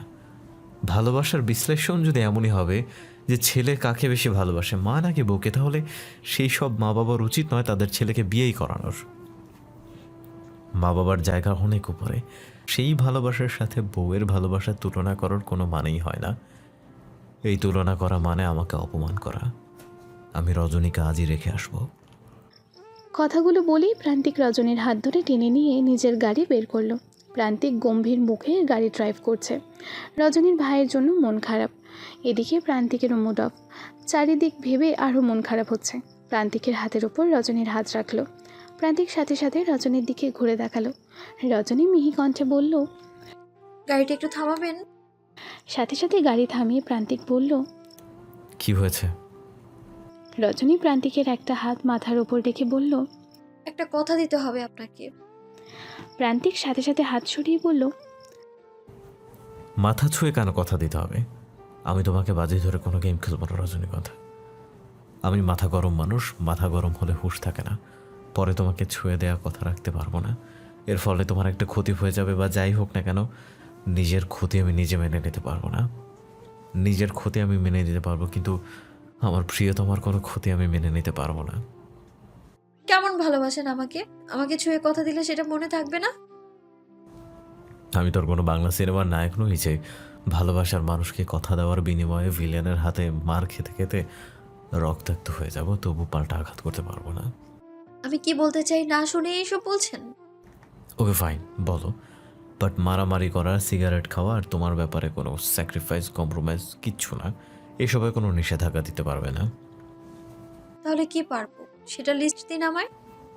আরেকটা, সে হলো সিনেমা নায়িকাদের মতো বলতে পারবে না, আমার অনুমতি ছাড়া আমাকে স্পর্শ করতে পারবেন না, কোনো অ্যাগ্রিমেন্টে সাইন করতে পারবে না। আমিও সিনেমার নায়কদের মতো নাটক করি নাই। তুমি আমাকে যে থাপ্পড়টা দিয়েছিলে, ভাই রে ভাই, সিনেমার নায়ক হলে তোমাকে বাসর ঘরে কয়েকটা থাপ্পড় মেরে বলতো, সেই যে একটা থাপ্পড়, এর প্রতিশোধ নিতেই বিয়ে করেছি। ওরা কেমনে পারে বাসর ঘরে সুন্দরী বউ দেখে আদর না করে গায়ে হাত তুলতে? মেয়েদের নরম তুলতুলে হাতের একটা চড়ে কি এমন হয়? আমি বলবোই না। এগুলো বাদ থাকলে বলো। আপনি আমার জন্য বাবা মায়ের সাথে তর্ক করবেন না প্লিজ। এতে আমাকে আরো খারাপ ভাবে তারা। মায়ের রাগ মিটে গেলে সব ঠিক হয়ে যাবে এমনিতেই। তুমি ছোট মানুষ, এসবে কান দিও না। কোথায় কি বলতে হবে আমি ভালো করেই জানি। প্রান্তিক আর রজনী কিছুক্ষণ পরে হসপিটালে পৌঁছালো। প্রান্তিক আগে থেকেই জানে বাবু কোথায় আছে। জেনেও না জানার ভান করে রজনীর বাবাকে ফোন দিয়ে জিজ্ঞেস করে নিল। কেবিনে রজনীর ভাই বাবু শুয়ে আছে, অক্সিজেন চলছে, অবস্থা খুব একটা ভালো না। রজনী গিয়ে মা বাবার পাশে বসলো। রজনী ওর মা বাবা সবাই কাঁদছে। প্রান্তিক রজনীর মা বাবাকে বলল, চিন্তা করবেন না, দেশের বাইরে পাঠাতে হলে আমিও পাঠাবো। যত টাকা লাগে ভাইয়া সুস্থ হয়ে যাবে, আমি সুস্থ করে তুলব। আপনারা শান্ত হন। প্রান্তিক ফোন নিয়ে বাইরে গিয়ে শ্রাবণকে ফোন দিয়ে বলল, আরে ভাই, রজনীর জন্য ওর কুলাঙ্গার ভাইকে এখন আমার ভাইয়া টাকা লাগছে। শিট, ভাবা যায় আমি ওই বাবুকে ভাইয়া রাখছি? শ্রাবণ হো হো করে হেসে দিয়ে বলল, ভাই এটা সেরা ছিল। আরে শালা, তুই হাসছিস? আরে ভাই আপনি আমাকে শালা ডাকবেন কেন? ডাকবো তো। তাহলে কি দুলাভাই রাখবো? শ্রাবণ মুগ্ধ এক হাসি দিল। প্রান্তিক বলল, বাবুর অবস্থা এত খারাপ হলো কিভাবে? কাল রাতে তো এত খারাপ ছিল না। কেউ চক্রান্ত করেনি তো? ভাই বাবু সুস্থ হয়ে যাবে, সিকিউরিটি দিয়ে রাখবো। রোমিও মরে মরুক। রোমিও মরে যাক আর আমার ফাঁসি হোক, আমার সদ্য বিবাহিত বউ বিধবা হোক, আগে আমি 3 বাচ্চার বাপ হব, তারপরে সব মরার চিন্তা। ভাই 3 বাচ্চার বাপ হবেন? ইচ্ছা আছে যতগুলো বাচ্চা হয় ততগুলোরই বাপ হওয়া। এরই মাঝে রজনী এসে বলল। তাই নাকি? প্রান্তিক ফোন কেটে দিয়ে বলল, একটু মজা করছিলাম সুইট হার্ট। কি সব রিপোর্ট দিয়েছে ডক্টর? একটু দেখুন না, বাবা এসব বুঝতে পারছে না। আমি আছি তো, ডোন্ট ওয়ারি। প্রায় 10 দিন কেটে গিয়েছে। হসপিটালে একইভাবে দৌড়াদৌড়ি করছে রজনী। হসপিটালের পাশেই একটা হোটেলে উঠেছে রজনীকে নিয়ে। বিগত 10 দিনে সে বাড়িতে যায়নি। মা বউ প্রিয়তা শ্রাবণ অন্তু 1000বার অনুরোধ করা সত্ত্বেও বাড়িতে যায়নি। কেটে গিয়েছে আরও 5 দিন। ছেলেকে ছাড়া বিগত 15 দিন ছটফট করতে করতে অবশেষে অঞ্জুমান নিজেই এলো রজনীর কাছে। রজনী তখন হসপিটালের জন্য খাবার গোছাচ্ছিল। আঞ্জুমানকে দেখে রজনী ভীষণ খুশি হলো। আঞ্জুমানের কাছে এগিয়ে গিয়ে বলল, মা, আপনার ছেলের জন্য আমায় ক্ষমা করে দিন প্লিজ। আমি রাগ করে নেই মা, আমার ভাইয়ের অবস্থা ভালো না মা। আঞ্জুমান রজনীকে জড়িয়ে ধরে বলল, কিচ্ছু বলতে হবে না মা, আমি সব জানি। আমি ভুল করেছি মা, আমার শাস্তি পেয়েছি। আমি আমার ছেলেকে ছাড়া থাকতে পারছি না। আমাকে তুমি ক্ষমা করে বাড়ি ফিরে চলো। হসপিটালে ভাই ও সুস্থপ্রায়, এদিকে শাশুড়ির ভালোবাসা। কেমন যেন একটা বড় পাথর নামলো রজনীর বুক থেকে। হসপিটালে বাবুর জ্ঞান ফেরার পর সবার আগে প্রান্তিক কথা বলেছে। সবাইকে বাইরে পাঠিয়ে বাবুর হাত ধরে বলেছে, বাবু, আমি তোর গায়ে কেন হাত তুলেছি সেটা জানলে তোর বেঁচে থাকার ইচ্ছাই থাকবে না। রোমিওর সাথে মিলেমিশে যে মেয়েকে নিয়ে নোংরা কথা বলেছিলি, সেই মেয়ে আর কেউ না, তোর নিজের বোন। আশা করি এই ঘটনার পর আর কোনোদিন কোনো মেয়েকে নিয়ে এমন বাজে মন্তব্য করবি না। প্রত্যেকটা মেয়েরই কারো না কারো বোন, মেয়ে, ওয়াইফ কিছু না কিছু তো লাগে। আমি তোকে মেরেছি এটা জানলে তোর বোন আমাকে যেটুকু ঘৃণা করবে তার চেয়ে 1000 গুণ বেশি ঘৃণা করবে যখন জানবে তুই নোংরা কথা বলেছিস, তাও নিজের বোনকে নিয়ে। তাই আমি চাইছি অতীত অতীতেই থাকুক, আমরা সব ভুলে একসাথে পথ চলি। রোমিওর সঙ্গ ছেড়ে দে। প্রান্তিকের কথায় বাবু সেদিন থেকে নরম হয়ে গিয়েছে। সেই যে নরম হয়েছে, আর কখনো মাথা তুলে কথা বলেনি। অনুতপ্ত সব কিছুতে, সবসময় বাড়িতে থাকে, মা বাবার কথার বিরুদ্ধে যায় না। যে খারাপ ছেলেটা কেমন চোখের পলকে ভালো হয়ে গেল। সময় এগিয়ে গেল আরও 1 মাস। বাড়িতে প্রিয়তার বিয়ে নিয়ে কথা হচ্ছে। শ্রাবণ আর প্রিয়তার ভালোবাসার প্রণয়ের মাঝে এলো বিরাট এক বাধা। প্রিয়তার তীব্র মন খারাপ। আকাশে জমা গুমোট মেঘের মতো তার মনেও মন খারাপের মেঘ বাসা বেঁধেছে। সকাল থেকে কিছুই খায়নি সে। সারাদিন কান্নাকাটি করে চোখ ফুলিয়ে ফেলেছে। রক্তচাপার মতো চোখ লাল হয়ে গিয়েছে। পৃথিবীর কিছুই ভালো লাগছে না। চারিদিকে বিষণ্ণতা। বিছানায় উপর হয়ে কেঁদেই যাচ্ছে। প্রিয় মানুষ হারানোর সিগন্যাল পেয়ে গিয়েছে আজ সকালেই তার বাবা আর ভাই একজন ইঞ্জিনিয়ারের সাথে বিয়ে ঠিক করেছে। ছেলে বিদেশে সেটেল। বিয়ে করে প্রিয়তাকে বিদেশে নিয়ে যাবে। সুখ আর প্রাচুর্যের অভাব না সেখানে, কিন্তু প্রিয়তা সুখ বলতে শ্রাবণকে বোঝে। প্রিয় মানুষকে পাশে পাবার চেয়ে বড় সুখ পৃথিবীতে আর নেই। প্রিয় মানুষের থেকে বড় সম্পদ, মূল্যবান জিনিসও এই পৃথিবীতে নেই। সকাল গড়িয়ে দুপুর গড়িয়ে বিকেল অতিক্রম হয়ে গিয়েছে। রজনী বিকালে খাবার নিয়ে প্রিয়তার রুমে প্রবেশ করলো। প্রিয়তার রুমে ঢুকে দরজা লক করে দিল। টি টেবিলের ওপর খাবার রেখে প্রিয়তার কাঁধে হাত রাখলো। প্রিয়তা অশ্রুসিক্ত চোখে রজনীর দিকে ফিরে তাকালো। রজনীকে দেখে তার আরও কান্না পাচ্ছে। রজনীর দিকে তাকিয়ে জোরে কেঁদে দিল। রজনী প্রিয়তার হাত ধরে টেনে বলল, ওঠো আগে, এভাবে কেউ কাঁদে? দেখতে এসেছিল শুধু, বিয়ে তো আর হয়ে যায়নি। এভাবে কেউ ভেঙে পড়ে নাকি? প্রিয়তা উঠেই রজনীকে জড়িয়ে ধরে বলল, পৃথিবীর কেউ বুঝবে না আমার ভেতরের যন্ত্রণা, সবাই শুধু সান্ত্বনা দেবে। কেউ শান্তি দিয়ে দুঃখ মুছে দেবে না। আমার পরিস্থিতি কেউ বুঝবে না। আমরা কেউ অন্যের পরিস্থিতি ভাগ নিতে পারি না প্রিয়তা, কেবল উপলব্ধি করতে পারি মাত্র। আমি শ্রাবণকে ছাড়া বাঁচবো না রজনী। আমার রক্তের সাথে ও যেন মিশে গিয়েছে। আমার সাথে হাজারো স্মৃতি শ্রাবণের। তুই প্লিজ ভাইয়াকে বল, একমাত্র তুই আছিস যে পারবে ভাইয়াকে রাজি করাতে।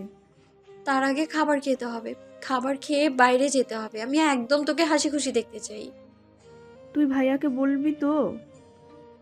তোর ভাইয়া একজন বিচক্ষণ মানুষ, নিজের বোনের জন্য এই পৃথিবীর সব থেকে সেরা জিনিসটাই দিবে সে। দেখ প্রিয়তা, আমি তোর ভাইকে দেখতে পারতাম না, এই পৃথিবীর সব থেকে খারাপ মানুষ বলে জানতাম আমি তাকে, কিন্তু এখন আমার চোখে ওই মানুষটাই এই পৃথিবীর সবচেয়ে ভালো মানুষ। শুধু নিজের উপর রাগ হয়, কেন মানুষটাকে আমি অপমান করেছিলাম, আমি কেন খারাপ ভেবেছিলাম আমি তাকে। আমার বাবা মায়ের সিদ্ধান্ত সঠিক ছিল সেটা এখন বুঝতে পারি আমি। আসলে আমরা যখন কাউকে দেখতে পারি না, তার হাজারটা ভালো কাজও চোখে পড়ে না, কোনো অনুভূতিই কাজ করে না। আর যখন কাউকে ভালোবাসি, তার প্রতিটা খারাপ কাজকে পজিটিভ ভাবে নিই, কারণ সেই মানুষটার প্রতি আমাদের অনুভূতি পজিটিভ থাকে। তার কোনো ভুল আমাদের চোখে পড়ে না, চোখ থাকতেও অন্ধ হয়ে যাই আমরা। কিছু সময় পরিবারের সিদ্ধান্ত সঠিক হয়, আবার ভুলও হয়। আবার কিছু সময় নিজের সিদ্ধান্ত সঠিক হয়, ভুলও হয় আবার। আসলে কি বলতো, সবটাই ভাগ্য। ভাগ্য বলে তো কিছু আছে প্রিয়তা। ভাইয়ার ধারণা ওই ইঞ্জিনিয়ারই উত্তম পাত্র, কিন্তু ভাইয়া তো জানেন না সবসময় ফ্যামিলির পছন্দ সঠিক হয় না। শ্রাবণই আমার জন্য সঠিক পাত্র। আমার শ্রাবণ কি আমার জন্য সঠিক নয় প্রিয়তা? যদি সঠিক নাও হয়, আমি ওই ভুলে ভরা মানুষের সাথে জীবন কাটানোর জন্য প্রস্তুত। আমি প্রমাণ করে দেব আমি সঠিক মানুষকে বেছে নিয়েছিলাম জীবনে। আমি ছাড়া শ্রাবণের আর কেউ নেই এই পৃথিবীতে। ও এতিম, অনাথ, কেউ নেই ওর। কেউ ওকে ভালোবাসেনি কখনো, একমাত্র আমি আছি যে ওকে ভালোবাসে। তুই এত সিরিয়াস শ্রাবণকে নিয়ে? আমি বাঁচলে শ্রাবণের সাথে বাঁচবো, নইলে মরে যাব। এখন তাদের ডিসিশন, তারা কি করবে। তুইও ভেবে দেখ ভাইয়াকে বলবি কিনা। বলবো না মানে? আমার কানে সানাইয়ের সুর ভেসে আছে, ননদিনী শ্রাবণ আর প্রিয়তার বিয়েতে রজনী উড়াধুরা নাচ করবে। প্রিয়তা কিছুটা নিশ্চিন্ত হলো। খাবার খেয়ে রজনীর সাথে বাইরে বের হলো। পরন্ত বিকাল, প্রান্তিকের ফুলবাগানে প্রিয়তা পায়চারি করছে। হেরে যাওয়া সূর্যের কিরণ প্রিয়তার মুখে পড়ছে। মুখশ্রীতে লাল আভায় দারুণ লাগছে।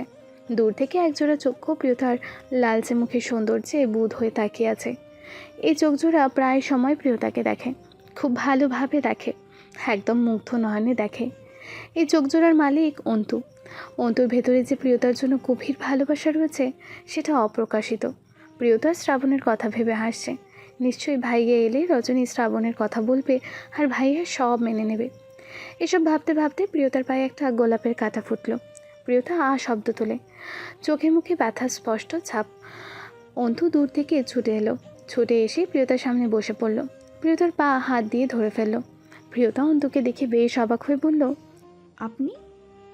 প্রিয়তমার পায়ের কাটা, প্রিয়তম কি ছুটে আসবে না? পা ছাড়ুন, আমার প্রিয়তম ঠিকই চলে আসবে। আমি ফোন দিচ্ছি শ্রাবণকে। তোমার ফোন পেয়ে আস্তে আস্তে পায়ে জখম হয়ে যাবে প্রিয়তমা। কেমন হিরো শ্রাবণ, আমার আগে আসতে পারলো না? আমি জানি ভিলেনরা আগে আসে অন্তু ভাই, আর এই হিরোর এন্ট্রি পরে হয়। আর আপনি আমাকে আজ হঠাৎ প্রিয়তমা বলে ডাকছেন, কাহিনী কি? অন্তু পায়ের কাঁটা তুলে বলল, আমি একটু মজা করলাম। শ্রাবণকে চেতিয়ে দিতে ভালোই লাগে, তোমাকেও চেতিয়ে দিতে ভালো লাগে। তুমি শ্রাবণের প্রিয়তমা, আমার নও। এতক্ষণে প্রিয়তা শ্রাবণকে মেসেজ করে দিয়েছে। শ্রাবণ মাত্রই প্রান্তিকের সাথে বাইরে এলো। প্রান্তিক নিজের রুমে গিয়েছে। শ্রাবণ ফুলবাগানে প্রবেশ করলো। মুখটা কেমন শুকনো দেখাচ্ছে। সারাদিনে নিশ্চয়ই কিছু খাওয়া হয়নি। শ্রাবণকে দেখেই অন্তু বলে উঠল, শ্রাবণ, তোর হয়ে আমি প্রক্সি দিচ্ছিলাম। শ্রাবণ ক্লান্ত চোখ মুখে প্রিয়তার দিকে তাকালো। আজ আর অন্তুর কথার কোনো উত্তর দিল না। অন্তু বুঝতে পারলো শ্রাবণের মন ভালো নেই, তাই আর কথা না বাড়িয়ে সরে গেল। শ্রাবণের চোখ অশ্রুসিক্ত। একটা ছেলের চোখের পানি অতি সহজে বের হয় না। প্রিয়তা শ্রাবণের চোখে পানি দেখে বলল, সারাদিন কোথায় ছিলে তুমি শ্রাবণ? ভাইয়ের সাথে। কিছু খেয়েছো? হুম। মিথ্যা বলছো কেন? আর আজ তুমি কাঁদছো কেন? তুমি কি একটা মেয়ে? আমি তোমাকে বহুবার বলেছি আমাদের ব্যাপারটা ভাইয়াকে জানাও, অথচ তুমি আজ না কাল না কাল না পরশু এভাবে করে ভাইয়াকে আজও জানালে না। শ্রাবণ একটা দীর্ঘ নিঃশ্বাস ছেড়ে বলল, ভাই আমাকে ভরসা করে প্রিয়তা। আমি কোন মুখে বলবো আমি আপনার বোনকে বিয়ে করতে চাই? হাজারবার চেষ্টা করেও পারিনি। আমি নিজেও জানি না কিভাবে বলবো। তাহলে আমার বিয়ে দেখতে চাও তুমি? আমার কপালটা এত খারাপ কেন প্রিয়তা? পৃথিবীর সব থেকে বাজে অনুভূতি নিজের ভালোবাসার মানুষকে অন্য কারো পাশে দেখা। সেই অনুভূতি আমাকে আজ হজম করতে হলো। এই ইঞ্জিনিয়ারকে করতে চাই আমি। কতজনকে খুন করবে তুমি? মানুষ খুন করার চেয়ে সহজ কাজ ভাইয়াকে গিয়ে বলা, সেটা পারবে না। আমি নিজে ভাইয়াকে বলবো। আমি বলবো আজ। হয় ভাই আমাকে ঘাড় ধাক্কা দিয়ে বের করে দিবে, নইলে খুন করবে, নইলে তোমাকে আমার হাতে তুলে দিবে। ভাইয়া তোমাকে ভালোবাসে শ্রাবণ, ভাইয়া সব মেনে নেবে। শ্রাবণ প্রিয়তার দুই গালে হাত রেখে বলল, আমার প্রাণ পাখি, তুমি ছাড়া বুকের খাঁচা শূন্য। যদি কখনো তুমি আমার না হও, জেনে রেখো আমার মৃত্যু হয়েছে। তুমি ভুলেও এসব বলবে না। আমি সৃষ্টিকর্তাকে বলবো আমার আয়ু যেন তোমার করে দেয়। দেখি পায়ে কোথায় কাটা ফুটেছে। অন্তু ভাইয়া কাটা তুলে দিয়েছে। এই অন্তটা ইদানিং তোমার দিকে তাকিয়ে থাকে। কখন? তুমি বুঝবে না ওসব। আমি জানি এবং খেয়াল করি যে তোমাকে দেখছে কে, কতবার তাকাচ্ছে। এত কেয়ারিং তুমি আমার প্রতি? ঠিক কতটা ভালোবাসি বুঝিয়ে বলা সম্ভব নয়। কিছু জিনিস অসম্ভব বুঝিয়ে বলা। শ্রাবণ নিচে বসে প্রিয়তার কাটা ফোটা পায়ে হাত বোলালো। হাত বোলাতে বোলাতে বলল, এত সুন্দর পায়ে কাটা ফুটলো, খুব ব্যথা পেয়েছো? খুব। ইস, অপেক্ষা করো একটু, এই আদর বিয়ের পরে হবে। শুধু বাজে কথা। প্রান্তিক বসে বসে সিগারেট টানছে। রজনী রুম ভরে পায়চারি করছে। প্রিয়তার ব্যাপারে কথা বলবে, কিন্তু শুরু করার সাহস পাচ্ছে না। প্রান্তিকের বিচক্ষণ চোখ রজনীর অস্থিরতা দেখেও কিচ্ছু বলছে না। রজনী কতক্ষণ পায়চারি করতে পারে সেই অপেক্ষায় আছে। এরই মাঝে প্রান্তিকের ফোনে কয়েকটা ছবি পাঠালো কেউ। ছবিগুলো দেখে প্রান্তিক অবাক হয়ে ছবিগুলো জুম করলো। শ্রাবণ আর প্রিয়তার কিছু ছবি। প্রান্তিক ফোনটা বিছানার উপর ছুঁড়ে ফেলে সিগারেট দ্রুত টানছে। প্রান্তিকের ভেতরে কী চলছে তা বোঝার ক্ষমতা কারো নেই। রজনী পায়চারি করতে করতে হাঁপিয়ে উঠে বলল, মানুষজন বিয়ে করে কি জন্যে? প্রান্তিক ভ্রু উঁচিয়ে রজনীর দিকে তাকিয়ে বলল, হোয়াট ডু ইউ মিন রজনীগন্ধা? মানুষ বিয়ে করে কি জন্যে সেটা জানতে চাইছি। এতদিনেও বুঝতে পারোনি নাকি আবারও বুঝাবো? কথা নেগেটিভ দিবেন নিবেন না তো একদম। আপনার মনে কি আছে সত্যি করে বলুন। তুমি আছো আর কি, থাকবে। যে হৃদয়ে সিগারেটের পোড়া গন্ধ, সেই হৃদয়ে আমি নেই। আপনার হৃদয়ে আছে শুধুমাত্র সিগারেট, সেখানে ফুল থাকবে কি করে? এত রেগে আছো কেন? হ্যাঁ, আমি কি সিগারেট খেয়ে কখনো তোমাকে কিস করছি? ব্রাশ করে ফ্রেশ হয়ে তারপর না করে? আজ থেকে আপনি সিগারেট খেলে আমিও খাবো। আমিও রাস্তাঘাটে সিগারেট খাবো আর ধোঁয়া উড়াবো। শুধু সিগারেট? বিয়ার খাবে না? সে আবার কি? মদ? আপনি ওসবও খান? তুমি খাবে না? নিশ্চয়ই খাবো। আপনি যা খাবেন আমিও তাই খাবো। তাই? হ্যাঁ। প্রান্তিক রজনীর দিকে সিগারেট এগিয়ে দিয়ে বলল, নাও টান দাও। রজনী প্রান্তিকের হাত থেকে সিগারেট নেওয়ার জন্য হাত বাড়াতেই প্রান্তিক রজনীর হাত ধরে টান দিয়ে কোলের ওপর বসালো। হাতে সিগারেট ফেলে দিলে রজনীর ওষ্ঠে গভীর চুম্বন দিয়ে বলল, সিগারেট খেতে চাইছো তাই খাওয়ালাম সিগারেট। সিগারেট খেলেও যে ফ্লেভার পেতে, সেই ফ্লেভারের চুমু দিলাম রজনীগন্ধা। এখন থেকে এভাবে রোজ সিগারেট খাওয়া তোমার। রাস্তায় দাঁড়িয়ে খাবে না? গো। আপনি এত জঘন্য, সবসময় এইসব করে জিতে যান আপনি। প্রান্তিক চৌধুরীকে কেউ যদি ভাবে হারিয়ে দিচ্ছে, উল্টো দিকে সে হেরে বসে থাকবে, টেরও পাবে না।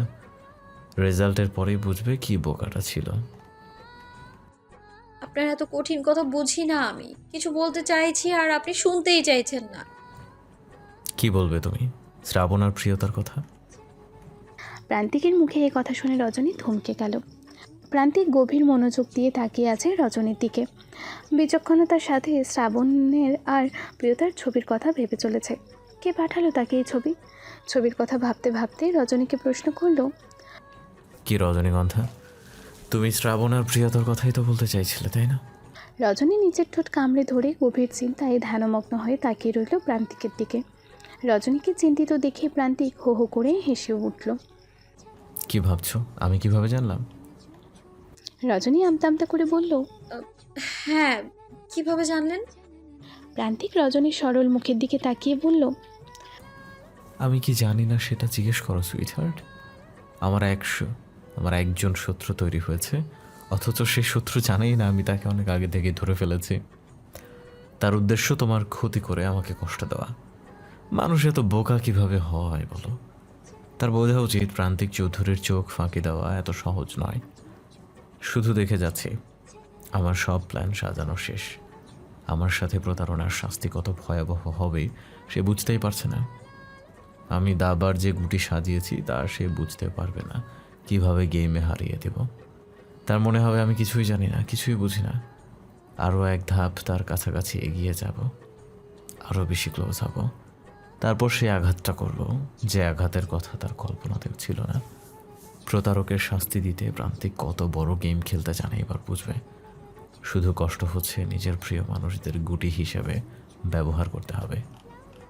রজনীর ভয়ে আত্মা শুকিয়ে এলো। প্রান্তিক এত ভয়াবহ আর বিচক্ষণ তার কল্পনার বাহিরে ছিল। শত্রুকে বুঝেও দিল না, তার সব প্ল্যান জেনে গিয়েছে। তবুও রজনী প্রশ্ন করল, আচ্ছা, যদি আপনার শত্রু আপনার প্ল্যান বুঝে যায়, আপনার চেয়েও চালাক হয়? সে অনেক চালাক, বুঝলে? চালাক না হলে কি আর প্রিয়তার শ্রাবণের ছবি আমার ইনবক্সে দেয়? How nonsense. আপনি এখন কি করবেন? শ্রাবণের প্রিয়তাকে কি মেনে নেবেন না? শ্রাবণ এত বোকা কেন? আমি ওর চোখ দেখে অনেক আগেই বুঝে গিয়েছিলাম ওর চোখে কি আছে। ওর মতো কাপুরুষের সাথে কি আমার বোনের বিয়ে দেওয়া মানায়? আমি কি ওকে মেরে ফেলতাম? না, আমি মেরেই ফেলতাম। ভালোবাসার মানুষের জন্য মানুষ জান দিচ্ছে, আর ও কি না মুখ ফুটে কোনোদিন বলতেই পারলো না ও কি ভালোবাসা পাওয়ার যোগ্য। উনিই যোগ্য। আপনি কষ্ট পাবেন বলে নিজে কষ্ট সহ্য করছে। এই পৃথিবীতে শ্রাবণ ছাড়া আমার বোনকে কেউ ভালো রাখতে পারবে না, তাই না রজনীগন্ধা? হ্যাঁ। আমি অনেক ক্লান্ত রজনীগন্ধা। জীবনে প্রথমবার প্রান্তিক চৌধুরী ক্লান্ত। একটু মানসিক শান্তি চাই, দেবে আমায়? রজনী প্রান্তিকের এমন কাতর মুখ আগে দেখেনি। প্রান্তিকের 2 হাত ধরে বলল, আমি আছি আপনার সাথে। আপনার সকল ক্লান্তির ভাগ আমিই নিব। আপনাকে একা বইতে দিব না কোনো কিছু।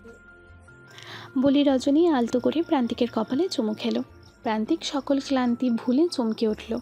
প্রথমবার রজনী তাকে চুমু দিয়েছে। প্রান্তিকের 2 ওষ্ঠে হাসি ফুটল। সে রজনীর কপালে চুমু দিয়ে বলল, আজ প্রথম তোমার ওষ্ঠের ছোঁয়া আমার কপালে নেমে এসেছে। Happy কিসটা sweetheart. রজনী লজ্জা পেল।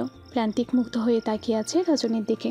ভালোবাসার মানুষ পাশে থাকলে বোধহয় সব ক্লান্তি দূর হয়ে যায়, সব দুঃখ বিলীন হয়ে যায়। রাত 10টা বাজে। ডাইনিংয়ে সবাই বসে আছে। প্রান্তিক অন্তু আর শ্রাবণকে থাকতে বলেছে। প্রান্তিকের পাশেই মাহবুব বসে আছে, তার পাশে আঞ্জুমান বসা। অন্তু আর শ্রাবণ দাঁড়িয়ে আছে। প্রিয়তা আর রজনী একপাশে বসা। লতিফা সবার জন্য চা নিয়ে এসেছে। ভয়ে শ্রাবণের চোখ মুখ শুকিয়ে গিয়েছে। তবুও সে আজ একটা রিস্ক নেবে। যা কিছু হোক প্রান্তিককে বলবে সে প্রিয়তাকে ভালোবাসে, এর জন্য জীবন দিতে হলেও দেবে। সবাইকে চা দিল লতিফা। মাহবুব সব ডিসিশন প্রান্তিকের ওপর ছেড়ে দিয়েছে। প্রান্তিক চায়ের কাপে চুমুক দিয়ে ভ্রু উঁচিয়ে শ্রাবণের দিকে তাকিয়ে বলল, তোর সাথে প্রিয়তার কোনো সম্পর্ক আছে শ্রাবণ? শ্রাবণের বুক কেঁপে উঠল ভয়ে, তবুও আমতা আমতা করে বলল, জি ভাই। কি সম্পর্ক? আপনি চাইলে আমাকে মেরে ফেলতে পারেন ভাই, আমি খুশি মনে মেনে নেব। তবু আজ সত্যটা বলেই মরতে চাই। আমি আর প্রিয়তা দুজনকে পছন্দ করি। প্রিয়তার জন্য আমি জীবন দিতেও প্রস্তুত ভাই, কিন্তু আপনার আগে আমার ভালোবাসা নয়। আপনাকে কষ্ট দিয়ে আমি কিছুই করতে পারবো না। আপনি যা সিদ্ধান্ত নেবেন তাই হবে ভাই। এতদিন কেন বলিসনি? ভয়ে ভাই, নিজের প্রাণের ভয় না, আপনার মতো ভাই হারানোর ভয়। প্রান্তিক চায়ের কাপ রেখে প্রিয়তার দিকে তাকিয়ে বলল, এই কাপুরুষকে পছন্দ করলি? যে তোর বিয়ে হয়ে যাচ্ছে তবু আমাকে বলতে পারছে না এই অপরাধের শাস্তি কি হওয়া উচিত বল। প্রিয়তা এবার হেসে দিল। শ্রাবণও যেন গ্রিন সিগন্যাল পেল। কিন্তু অন্তু, সেও কি খুশি হয়েছে? সেও হাসলো, তবে এই হাসিতে কোনো মাধুর্যতা নেই। মুখটা কালো হয়ে গেল, তবুও হাসলো, মনের বিরুদ্ধে গিয়ে হাসলো। মাহবুব শ্রাবণকে বলল, আমার পাশে এসে বসো বাবা। শ্রাবণ মাথা নিচু করে গিয়ে মাহবুবের পাশে গিয়ে বসলো। মাহবুব বলল, তুমি তো ভালো কেন বাবা? তুমি কি জানো প্রান্তিকা তোমাকে 2 নজরে দেখিনি। তোমার থেকে ভালো ছেলে আমি কি 2টা পাবো পৃথিবীতে? মেয়েকে নিশ্চিন্তে তোমার হাতে তুলে দিতে পারলে আমার শান্তি। শ্রাবণের লজ্জা করছে, কি বলবে বুঝতে পারছে না। এত আনন্দ আগে হয়নি তার। পৃথিবীর সব সুখ যেন হাতের মুঠোয় নেমে এলো। অন্তু উঠে হাঁটা দিল। প্রান্তিক বলল, কোথায় যাচ্ছিস? ভাই বাসায় যাচ্ছি। শ্রাবণ আর প্রিয়তার বিয়ে না হওয়া অবধি কোথাও যাওয়া হবে না তোর। কাল থেকে বাড়ি ঘর সব সাজাবি তুই। আমি ভাই? তাহলে আর কে? যার বিয়ে তাকে দিয়ে কাজ করাবি নাকি? হ্যাঁ, কি রে ভাই তুই? ঠিক আছে ভাই। রাতে ডিনার শেষে প্রিয়তা শ্রাবণ ছাদে গেল। আকাশে গোল চাঁদ, চাঁদের নরম আলো। ছাদের রেলিং ধরে ওরা দুজন দাঁড়িয়ে আছে। প্রিয়তা শ্রাবণের কান টেনে বলল, তোমাকে বলেছিলাম ভাইয়া মেনে নেবে, তুমি শুধু শুধু ভয় পাচ্ছিলে। আমারও ভরসা ছিল ভাই মেনে নিবে, কিন্তু একটা ভয় ছিল, যদি না মানে। বোকা কোথাকার। আচ্ছা এসব থাক, তুমি বিয়েতে কি পরবে? গোল ম্যাক্সি পরবো। সে কি ড্রেস? মহিলারা পরে ওই যে পাঞ্জাবির মতো। কি পরে? ওয়েট পিক দেখাই। বলেই প্রিয়তা নেটে সার্চ করে ম্যাক্সের পিক দেখালো। শ্রাবণ নাকশিটকে বলল, ধুর, এই কোনো পোশাক হলো? এটা কেউ পরে বিয়েতে? কেউ না পরে পড়ুক, আমরা পরবো। আমি ম্যাক্সি আর তুমি লুঙ্গি আর স্যান্ডো গেঞ্জি। মাথা গেছে নাকি বিয়ের খুশিতে? তোমার কি মাথা গেছে? আমি আবার কি করলাম মাফিয়ার বোন? তুমি কোন আক্কেলে জিজ্ঞেস করো কি পরবো? জানো না কি পরতে হয়? এই জন্য মাফিয়ার বোন বলি। এত প্যাচ মানে? আমাকে সহজ সরল পেয়ে কয় গ্লাস ঘোল খাওয়ালো। তুমি উদ্ভট প্রশ্ন করো কেন? শ্রাবণ আকস্মিক নিজের 2 কান ধরে বলল, ওকে ক্ষমা করে দিন প্রেমিকা, আমার ভুল হয়ে গেছে। এখন ঝগড়া করতে পারছি। আপনাকে দিয়ে বিশ্বাস নেই। আপনি এখন ঝগড়া করে বাসর ঘরে গিয়ে বলতে পারেন, তোর সাথে আমার ঝগড়া হয়েছে, আমাকে টাচ করবি না। বিয়ের চেয়ে বাসরের শখ বেশি। দুটোরই শখ। প্রিয়তা লজ্জা পেল। শ্রাবণ প্রিয়তার 2 গালে হাত রেখে বলল, আকাশের এই চাঁদটার চেয়ে আমার চাঁদটা বেশি সুন্দর। এই চাঁদটা আমার চাঁদকে আমি ভীষণ ভালোবাসি। মৃত্যুর পরেও যেন এই চাঁদের সাথেই থাকতে পারি। এই চাঁদ ছাড়া নিঃশ্বাস দিতে পারবো না আমি। আচ্ছা শ্রাবণ, আমি যদি মরে যাই? আমিও মরে যাব শোকে শোকে, কারণ অক্সিজেন ছাড়া মানুষ বাঁচে না। তুমি আমার অক্সিজেন। এত ভালোবাসো কেন আমাকে? এর কোনো কারণ নেই। যেন মাঝে মাঝে ভাবি, আমার যদি কিছু হয়ে যায়, এই পাগলিটাকে কে ভালোবাসবে? অন্য কারোর সাথে বিয়ে হলে সেও কি আমার মতোই ভালোবাসবে? প্রিয়তা শ্রাবণকে জড়িয়ে ধরে বলল, আর 2 দিন পরে আমাদের বিয়ে। তুমি এসব কি বলছো শ্রাবণ? এমন কিছুই হবে না। আমরা একসাথে বাঁচবো, দুজনার হয়ে বাঁচবো। প্রিয় মানুষকে আপন করে পাওয়ার মতো আনন্দ বোধ হয় এই পৃথিবীতে নেই। প্রিয়তার সারা রাত ঘুম হয়নি। ঘুম ভাঙলে শ্রাবণের সাথে তার বিয়ে। শ্রাবণ আর তার স্বপ্ন সত্যি হবে। সারা রাত ফোনে কথা বলেছে দুজনের রঙিন স্বপ্ন সাজিয়েছে সারা রাত। সারা বাড়ি ডেকোরেশন করা হয়েছে, চারিদিকে আলো আর আলো। লাল নীল হলুদ আলোয় প্রিয়তার জীবনের রং যেন আর কয়েক গুণ বেড়ে গিয়েছে। সারাক্ষণ আয়না দেখছে, তাকে আজ বেশি সুন্দর দেখাচ্ছে, অনেক বেশি সুন্দর দেখাচ্ছে। মেয়েদের বিয়ের আগে অনেক সুন্দর দেখায়। পৃথিবীর সব সৌন্দর্য একটা মেয়ের মাঝে নেমে আসে। আচ্ছা শুনেছি মন খারাপের রাত নাকি ঠিকভাবে পার হতে চায় না, কিন্তু আমার তো খুশির রাতও পার হতে চাচ্ছে না। কি করবো বলো তো? পাগলি একটা না তুমি? রাত না কাটে না কাটুক, আমি তো আছি। আমি সারা রাত কথা বলবো তোমার সাথে। প্রিয়তা শ্রাবণকে বলেছে, ফোনে কথা বলতে বলতে সকাল হয়ে এসেছে প্রায়। ফজরের আজান ভেসে আসছে চারিদিক থেকে। প্রান্তিক সারা রাত ঘুমোয়নি। বোনের বিয়ের সব আয়োজন মানুষজন নিয়ে সারা রাত জেগে জেগে করেছে। এখন তার হালকা ঘুম ধরেছে, মাথাও ব্যথা করছে। রুমের দরজা খুলে রুমে প্রবেশ করলো। ডিম লাইটের হালকা কৃত্রিম আলোতে রজনীর মুখটা যেন ফুলের পাপড়ির মতো লাগছে। প্রান্তিকের চোখ দুটো থমকে গেল রজনীর মুখের দিকে তাকিয়ে। সৃষ্টিকর্তার নিখুঁত সৃষ্টি প্রান্তিক চৌধুরীর রজনীগন্ধা। প্রান্তিক কোনো শব্দ না করে রজনীর পাশে গিয়ে বসল। অপলক নয়নে মুগ্ধ হয়ে দেখছে রজনীকে। আলতো করে রজনীর গালে হাত রাখল, কপালে আলতো করে ওষ্ঠ স্পর্শ করল। রজনী ঘুমের ঘোরে প্রান্তিকের হাত টেনে ধরে বুকের সাথে দুই হাতে আলিঙ্গন করে ঘুমের রাজ্যে গভীরভাবে প্রবেশ করল। প্রান্তিকের হাত সরাতে ইচ্ছে করল না, তাহলে রজনী জেগে যাবে। বেশ কিছুক্ষণ কেটে গেল। প্রান্তিক কতক্ষণ বসে থাকবে? মনে মনে মনে বলছে, জাস্ট একটা হাত জড়িয়ে ধরে ঘুমাচ্ছে কেন? আজ তোই মানুষটাকে জড়িয়ে ধরবে। প্রান্তিক নিজের হাত সরিয়ে এনে নিজে শুয়ে পড়ল রজনীর সাথে মিশে। রজনীর একটা হাত নিজের গায়ের ওপর দিয়ে দিল। একটা তন্ত্ররত মানুষ কি জড়িয়ে ধরতে পারে? রজনীর হাত পড়ে যাচ্ছে বারবার। প্রান্তিক বিরক্ত হচ্ছে, কেন সে কিছুক্ষণ আগে তার হাতটা সরালো? এইসব ভেবে রজনীর ঘুম ভাঙার তোয়াক্কা না করে নিজেই শক্তভাবে রজনীকে জড়িয়ে ধরল, একদম বুকের সাথে মিশিয়ে ধরল। ঘুমন্ত মেয়েটার ঘুমের দফা রফা করে ছাড়লো, ননস্টপ চুমু দিয়ে ঘুম ভাঙিয়ে ছাড়লো। রজনীর গভীর ঘুম ভেঙে যাওয়ায় সে ভীষণ বিরক্ত হলো। ঘুম ভাঙতে আবিষ্কার করলো সে প্রান্তিকের দুই হাতের শক্ত বাঁধনে। ঘুম ভাঙায় বিরক্ত হয়ে বলে উঠল, একদম টাচ করবেন না, আমার ঘুম পাচ্ছে। তোমাকে জড়ায় না ধরলে আমার ঘুম আসে না।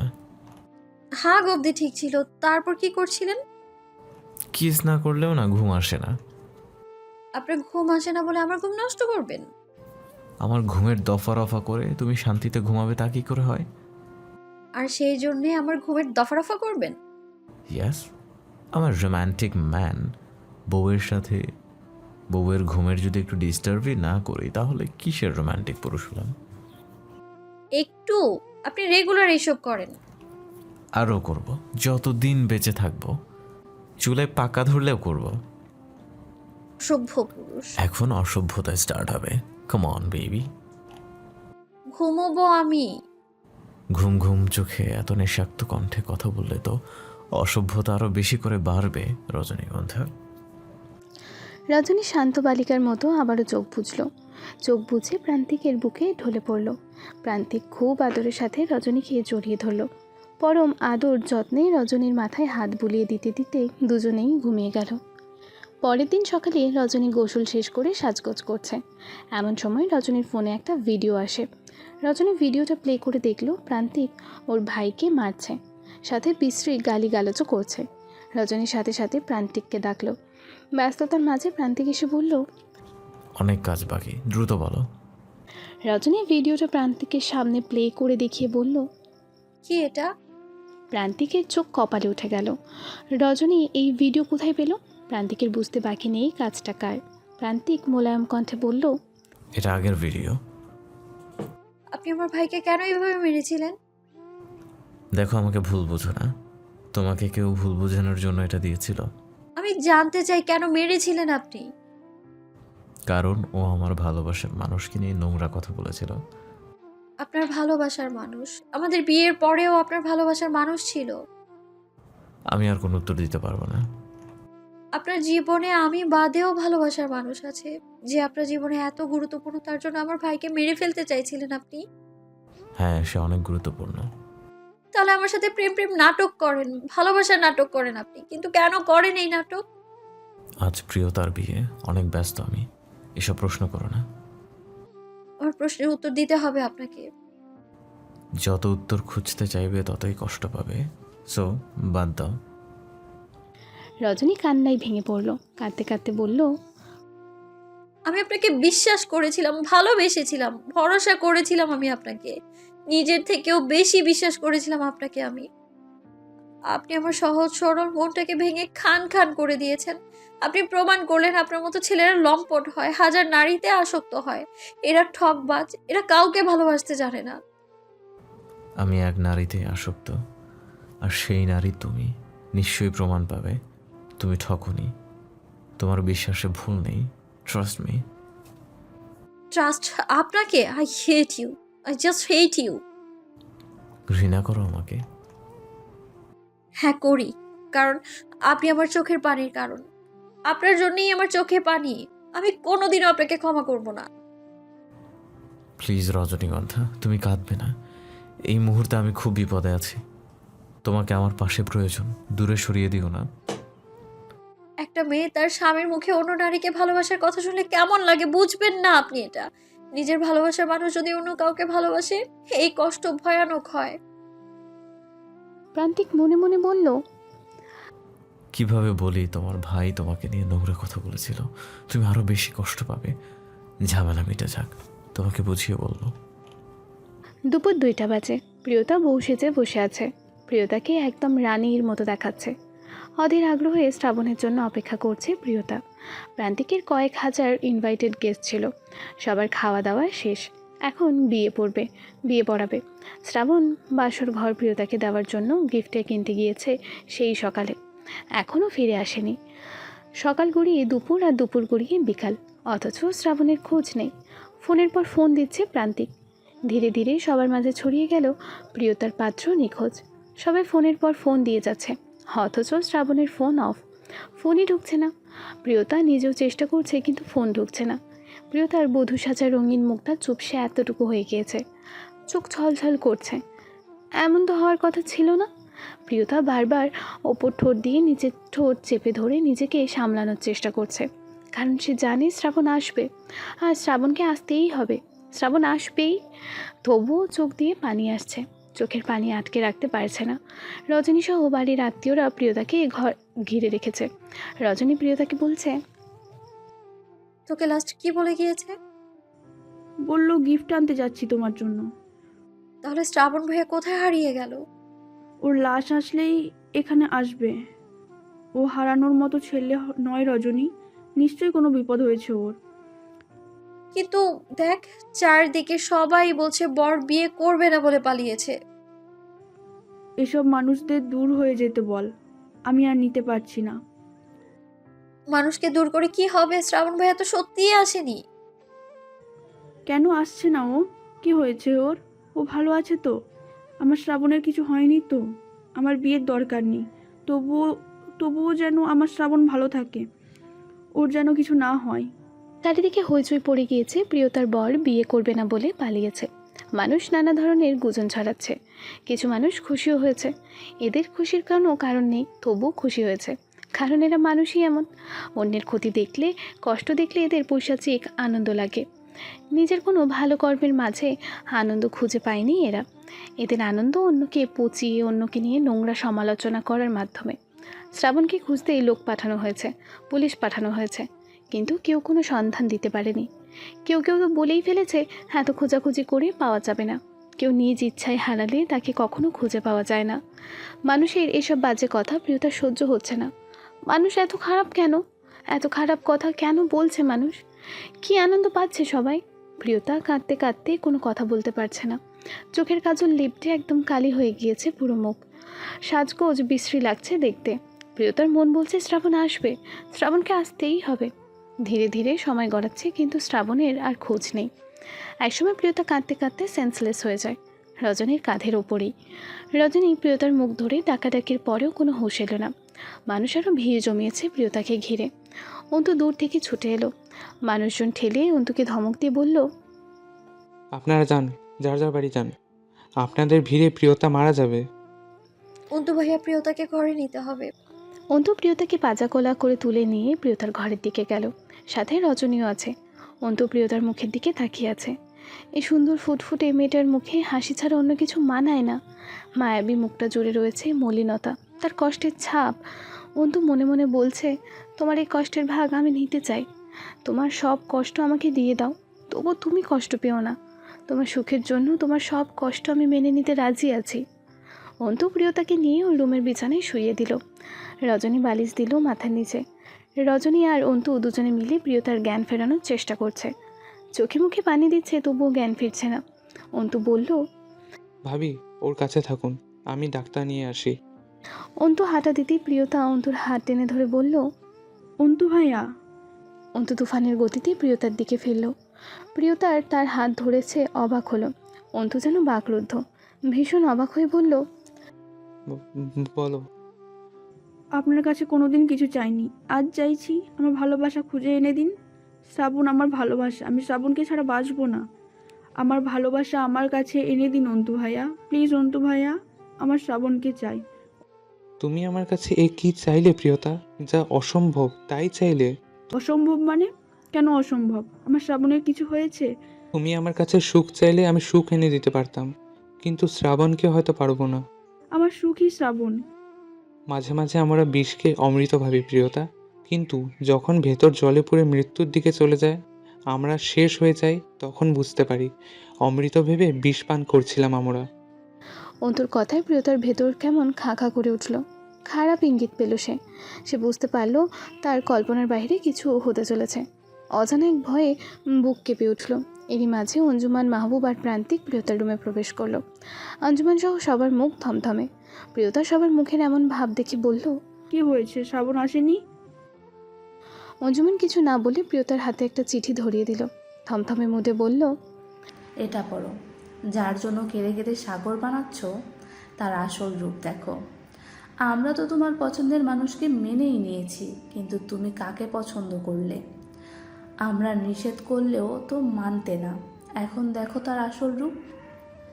প্রিয়তা অঞ্জুমানের হাত থেকে চিঠিটা নিয়ে পড়তে শুরু করলো। প্রিয়তা, জানি না কখন এই চিঠি তুমি পড়বে। আমি তোমার কাছে ক্ষমাও চাইবো না, সারা জীবন অভিশাপ দিয়েও সমস্যা নেই। তুমি আমার আসল চেহারা জানো না।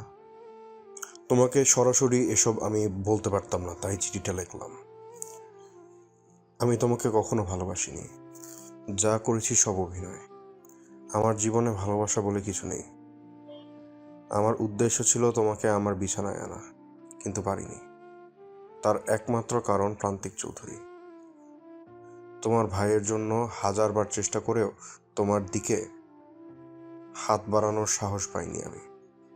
তুমি ছাড়া অনেক মেয়েই আমার জীবনে আছে। কত মেয়ে আমার বিছানায় এসছে আমি গুণে রাখিনি। একটা মেয়ের সাথে এক রাত কাটানোর পর আমার আর সেই মেয়েকে ভালো লাগে না। অনেক মেয়ের চোখের পানি দেখেছি, আমি এসবে অভ্যস্ত।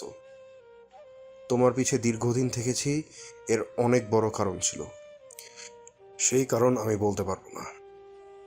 আমি আমার উদ্দেশ্য সফল হতে গিয়ে ফেঁসে যাচ্ছিলাম। বিয়ে করার মতো ঝামেলায় পড়ব বুঝিনি। বিয়ের কথা আমি ভাবতেও পারিনি।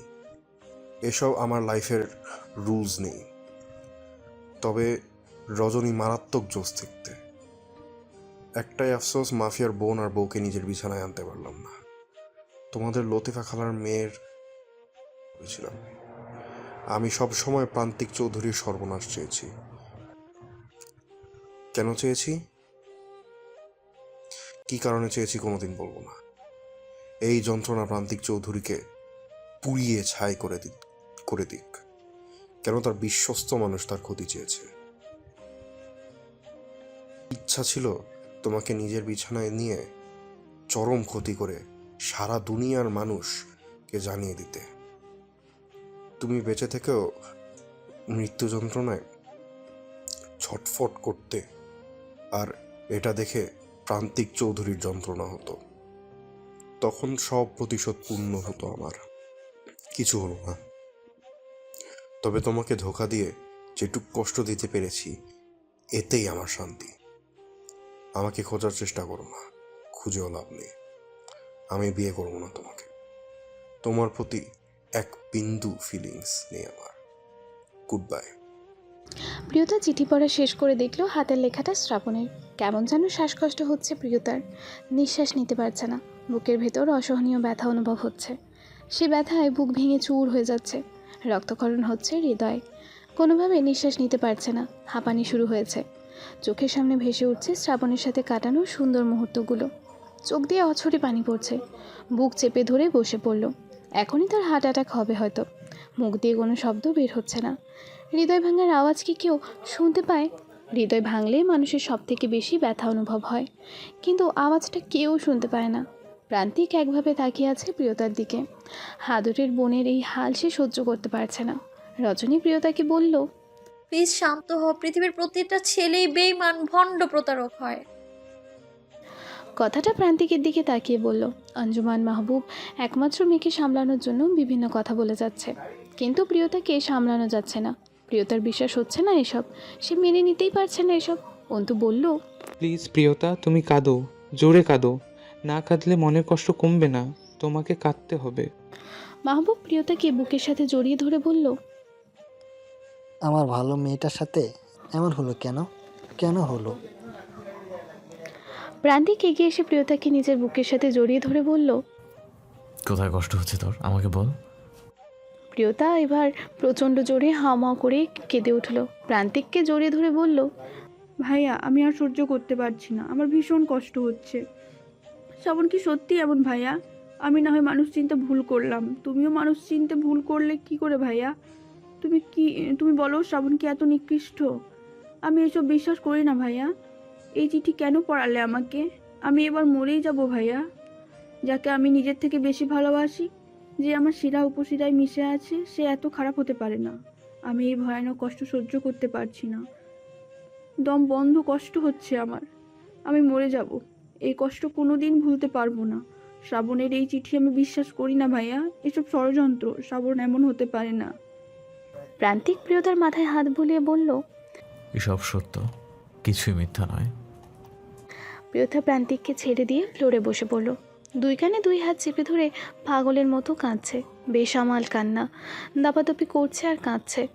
দুই হাত মুষ্টিবদ্ধ করে ফ্লোরে আঘাত করতে করতে বলল, তুমি আমার সাথে এমন করলে কেন শ্রাবণ?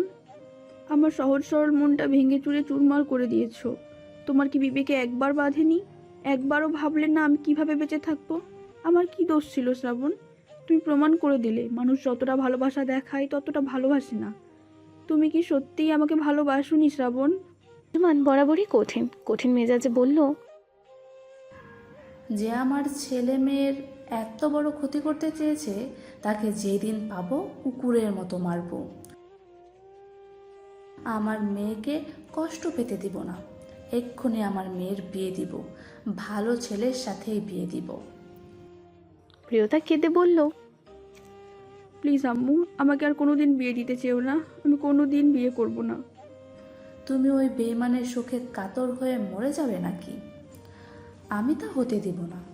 বিয়ে না হলে কোনোদিনও ওইসব থেকে বের হতে পারবে না। জীবনে সঠিক মানুষ আসলে ভুল মানুষকে ভুলতে বেশি সময় লাগে না। তুমি আমাকে ক্ষত বিক্ষত করে কোথায় হারিয়ে গেলে শ্রাবণ? সত্যিকারের ভালোবাসা কি এতটাও ভুল হয়?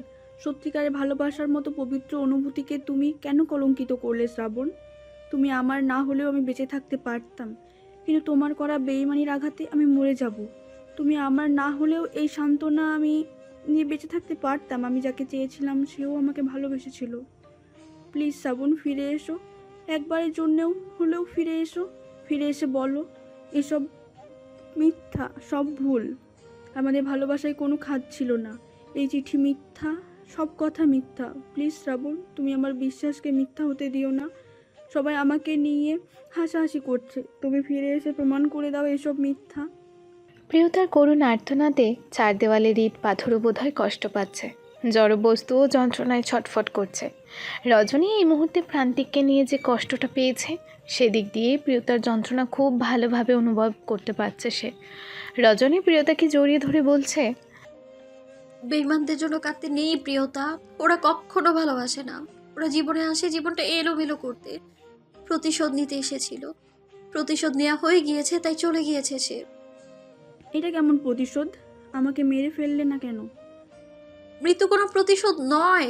বিচক্ষণরা মানুষকে বাঁচিয়ে রেখে মৃত্যু যন্ত্রণা প্রতিটা দিন অনুভব করায়। কাউকে ভালোবেসে মাঝ পথে ছেড়ে যাবার চেয়ে বড় প্রতিশোধ আর কিচ্ছুতে নেই। কাউকে কষ্ট দিতে চাইলে আগে তার সাথে ভালোবাসার নাটক করে ছেড়ে দেয় মানুষ, কারণ মন ভাগলে যে আওয়াজটা হয় ওটা কেউ শুনতে পায় না, কিন্তু আঘাতটা ভয়ানক রকমের হয়। আমি এখন কি করব রজনী? কিভাবে বাঁচবো? এই যন্ত্রণা নিয়ে বাঁচতে পারবো না। নিজের জন্য বাঁচবি, কোনো বেইমানের জন্য মরার কথা ভাববি না। তোর মৃত্যুতে তার কিচ্ছু আসবে যাবে না। পৃথিবীর সব থেকে বোকার নির্বোধের কাজ কি জানিস? যে আমাদের ঠকায়, আমাদের কষ্ট দেয়, আমাদের স্বপ্ন ভেঙে দেয়, আমাদের নরম হৃদয়টা আঘাতে আঘাতে জর্জরিত করে। আমরা তাদের জন্যেই মরে যেতে চাই, অথচ আমরা এটা বুঝতেই পারি না যারা যারা আমাদের কষ্ট দিতে পারে, আমাদের চোখের পানি ঝরাতে পারে, আমাদের মৃত্যুতেও তাদের কিচ্ছু আসবে না, যাবে না। অনুভূতি এমন একটা জিনিস যা জোর করে আদায় করা যায় না, এমনকি মরে গেলেও না। যে ভালোবাসে তার জন্য মরা লাগে না, বরং সে জানে ভালোবাসার মানুষ ছাড়া বেঁচে থাকা কতটা কঠিন। তাই যে ভালোবাসে সে কখনো মৃত্যুর দিকে ঠেলে দেয় না। সে চেষ্টা করে কিভাবে ভালো রাখা যায়, কিভাবে ভালোবাসার মানুষটাকে বাঁচিয়ে রাখা যায়। চোখের পানি ঝরে পড়ার আগেই তারা ধরে ফেলে। আমাদের উচিত যারা আমাদের ভালোবাসে তাদের জন্য বেঁচে থাকা। যারা আমাদের ভালোবাসে না তাদের জন্য কেন কষ্ট পাবো, বরং তাদের দেখিয়ে দেওয়া উচিত তাদের ছাড়া আমরা কতটা ভালো থাকতে পারি। তাদের না থাকায় আমাদের কিচ্ছু যায় আসে না, তাদের কোনো জায়গা নেই আমাদের জীবনে। একটু কষ্ট হবে, এটা স্বাভাবিক, তবে একটু সময় নিয়ে ধৈর্য ধরলেই তখন সব কষ্ট মুছে যায়। নিজেরাই বুঝতে পারা যায়, ইস আমরা কতই না বোকা ছিলাম। আর একটা কথা মাথায় রাখতে হবে, সৃষ্টিকর্তা যখন আমাদের জীবন থেকে কাউকে কেড়ে নেয়, নিশ্চয়ই তার পেছনে কোনো ভালো কারণ আছে, কারণ তিনি উত্তম পরিকল্পনাকারী। প্রিয়তা, এত কিছুর পরেও নিশ্চয়ই তুমি আমার সিদ্ধান্ত নিয়ে কোনো কথা বলবে না। তোমার বিয়ে আজ এক্ষুনি হবে। একদিন তুমি বুঝবে, তুমি যাকে সত্যিকারের ভালোবাসা ভেবে কষ্ট পাচ্ছিলে, ওটা সত্যিকারের ভালোবাসা ছিল না। আমি আর কোনো দিন কারোর সাথে নিজেকে জড়াবো না আম্মু। আমাদের মান সম্মানের প্রশ্ন এখানে। একটা টোকাইয়ের আমার মেয়েকে ছেড়ে বিয়ের আসর থেকে চলে গেল। আমার মেয়েকে সেই আসরে বিয়ে দিব, দেখবো আমার মেয়ে কোনো ফেলনা নয়। কিন্তু এখন পাত্র কোথায় পাবো? আমি তো সব সময় অন্তরের সাথে আমার মেয়েকে বিয়ে দিতে চেয়েছিলাম। অন্তরের মা বাবা অনেকবার বিয়ের প্রস্তাব দিয়েছে। ভেবেছিলাম ওর লেখাপড়া শেষ হলে বিয়ে দিব। আমাদের ফ্যামিলির মতো ভালো একটা ফ্যামিলি অন্তরদের। তাছাড়া অন্তর ছেলেটাও ভদ্র। অন্তুর কানে কথাটা যেতেই কী বলবে বুঝতে পারছে না, কি বলা উচিত জানে না। প্রিয়তার অনুভূতির কথা ভেবে না বলতে হবে, কিন্তু না বললে প্রান্তিক ভাববে প্রিয়তাকে রিজেক্ট করছে। প্রান্তিক অন্তুর দিকে তাকিয়ে বলল, আমার বোনকে বিয়ে করতে তোর আপত্তি আছে? এক কথা উত্তর দেবি, হ্যাঁ বা না।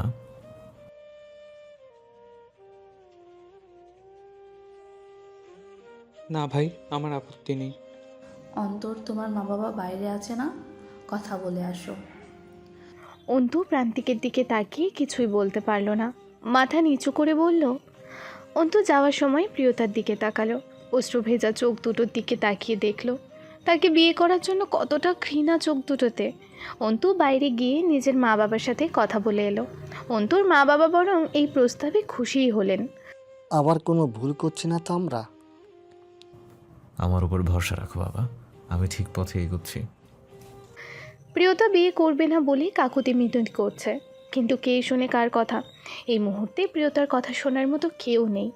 এক প্রকার জোর করেই বিয়ে দেওয়া হচ্ছে। অন্তুকে বিয়ে করা মানে ডাবল যন্ত্রণা প্রিয়তার কাছে। যাকে কখনো ভালোই বাসেনি তাকে বিয়ে করার মতো যন্ত্রণা আর কিসে আছে?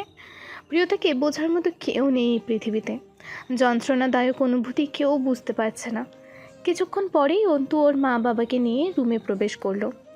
অন্তু প্রান্তিককে বলল, প্রিয়তার বিরুদ্ধে গিয়ে বিয়েটা করা কি ঠিক হবে ভাই? এর চেয়ে সোজা সাপটা বল, তুই বিয়ে করবি না? না ভাই, এরকম কিছুই না। তাহলে চুপচাপ কবুল বল। আর শোন, আমার বোনের দায়িত্ব তোর। আমি তোর উপর আমার বোনের দায়িত্ব দিলাম। আমার হৃদয় ভাঙা বোনকে তোর হাতে তুলে দিলাম। হৃদয়টা তুই তোর ভালোবাসা দিয়ে জোড়া লাগিয়ে দিস। আজ আমার বোন কাঁদতে কাঁদতে যাবে তোর বাড়ি, এরপর যাতে হাসতে হাসতে ফিরে আসে। আজ আমার মরে যাইতে ইচ্ছে করছে। একদিন যেন বাঁচতে চাই, তোর জন্য বাঁচতে চাই। আমার বোন যেন বলে তুই ঠিক ওর জন্য। কিভাবে করবি আমি জানি না। আমার জীবন দিয়ে চেষ্টা করব ভাই। রুমের ভেতর কাজী ডেকে অন্তু আর প্রিয়তার বিয়ে হয়ে গেল। কবুল বলতে ঘণ্টাখানেক লেগে গেল প্রিয়তার। সে তখনও অপেক্ষা করছিল, হয়তো এক্ষুনি শ্রাবণ আসবে। কবুল বলে চিৎকার দিয়ে কেঁদে উঠল সে। জীবন বড়ই অদ্ভুত, কি হওয়ার ছিল আর কি হয়ে গেল। মানুষ ভাবে এক আর হয় আর এক।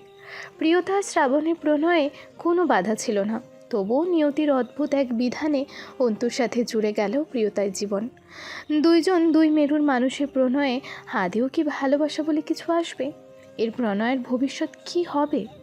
শ্রাবণ কি কোনোদিন ফিরে আসবে? একজনের ভালোবাসা বুকে নিয়ে কি অন্যজনের সাথে সংসার করা যায়? তখন রাত 12টা বাজে। অন্তুর হাতে প্রিয়তার হাত ধরিয়ে দিল মাহবুব চৌধুরী।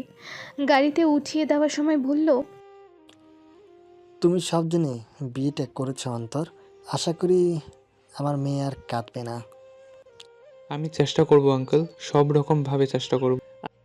অন্তুর মা বাবা বলল, আমরা আছি, ভাববেন না একটুও। প্রিয়তাকে নিয়ে চলে গেল। মাহবুব আর আঞ্জুমান কাঁদতে কাঁদতে ঘরে প্রবেশ করলো। রজনী বাইরে দাঁড়িয়ে কাঁদছে, প্রিয়তার জন্য কষ্ট হচ্ছে।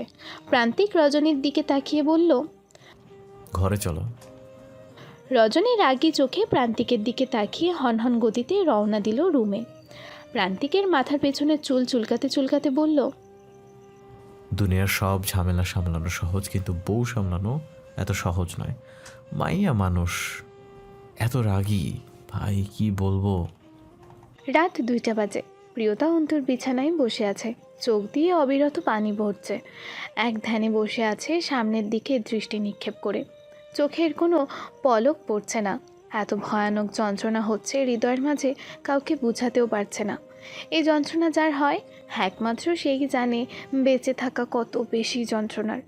ঠিকই বধূ সেজে বসে আছে, অথচ সেই লাল শাড়ি, গা ভর্তি গহনা, 2 হাত ভর্তি মেহেন্দি, অথচ যার জন্য এই সাজ সেই মানুষটাই পাল্টে গিয়েছে।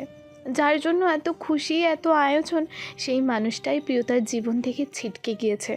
প্রিয়তা জন্তুর খাটে বসে আছে, অথচ আজ এই রাতেই শ্রাবণের সাথে বাসসজ্জা হওয়ার কথা ছিল।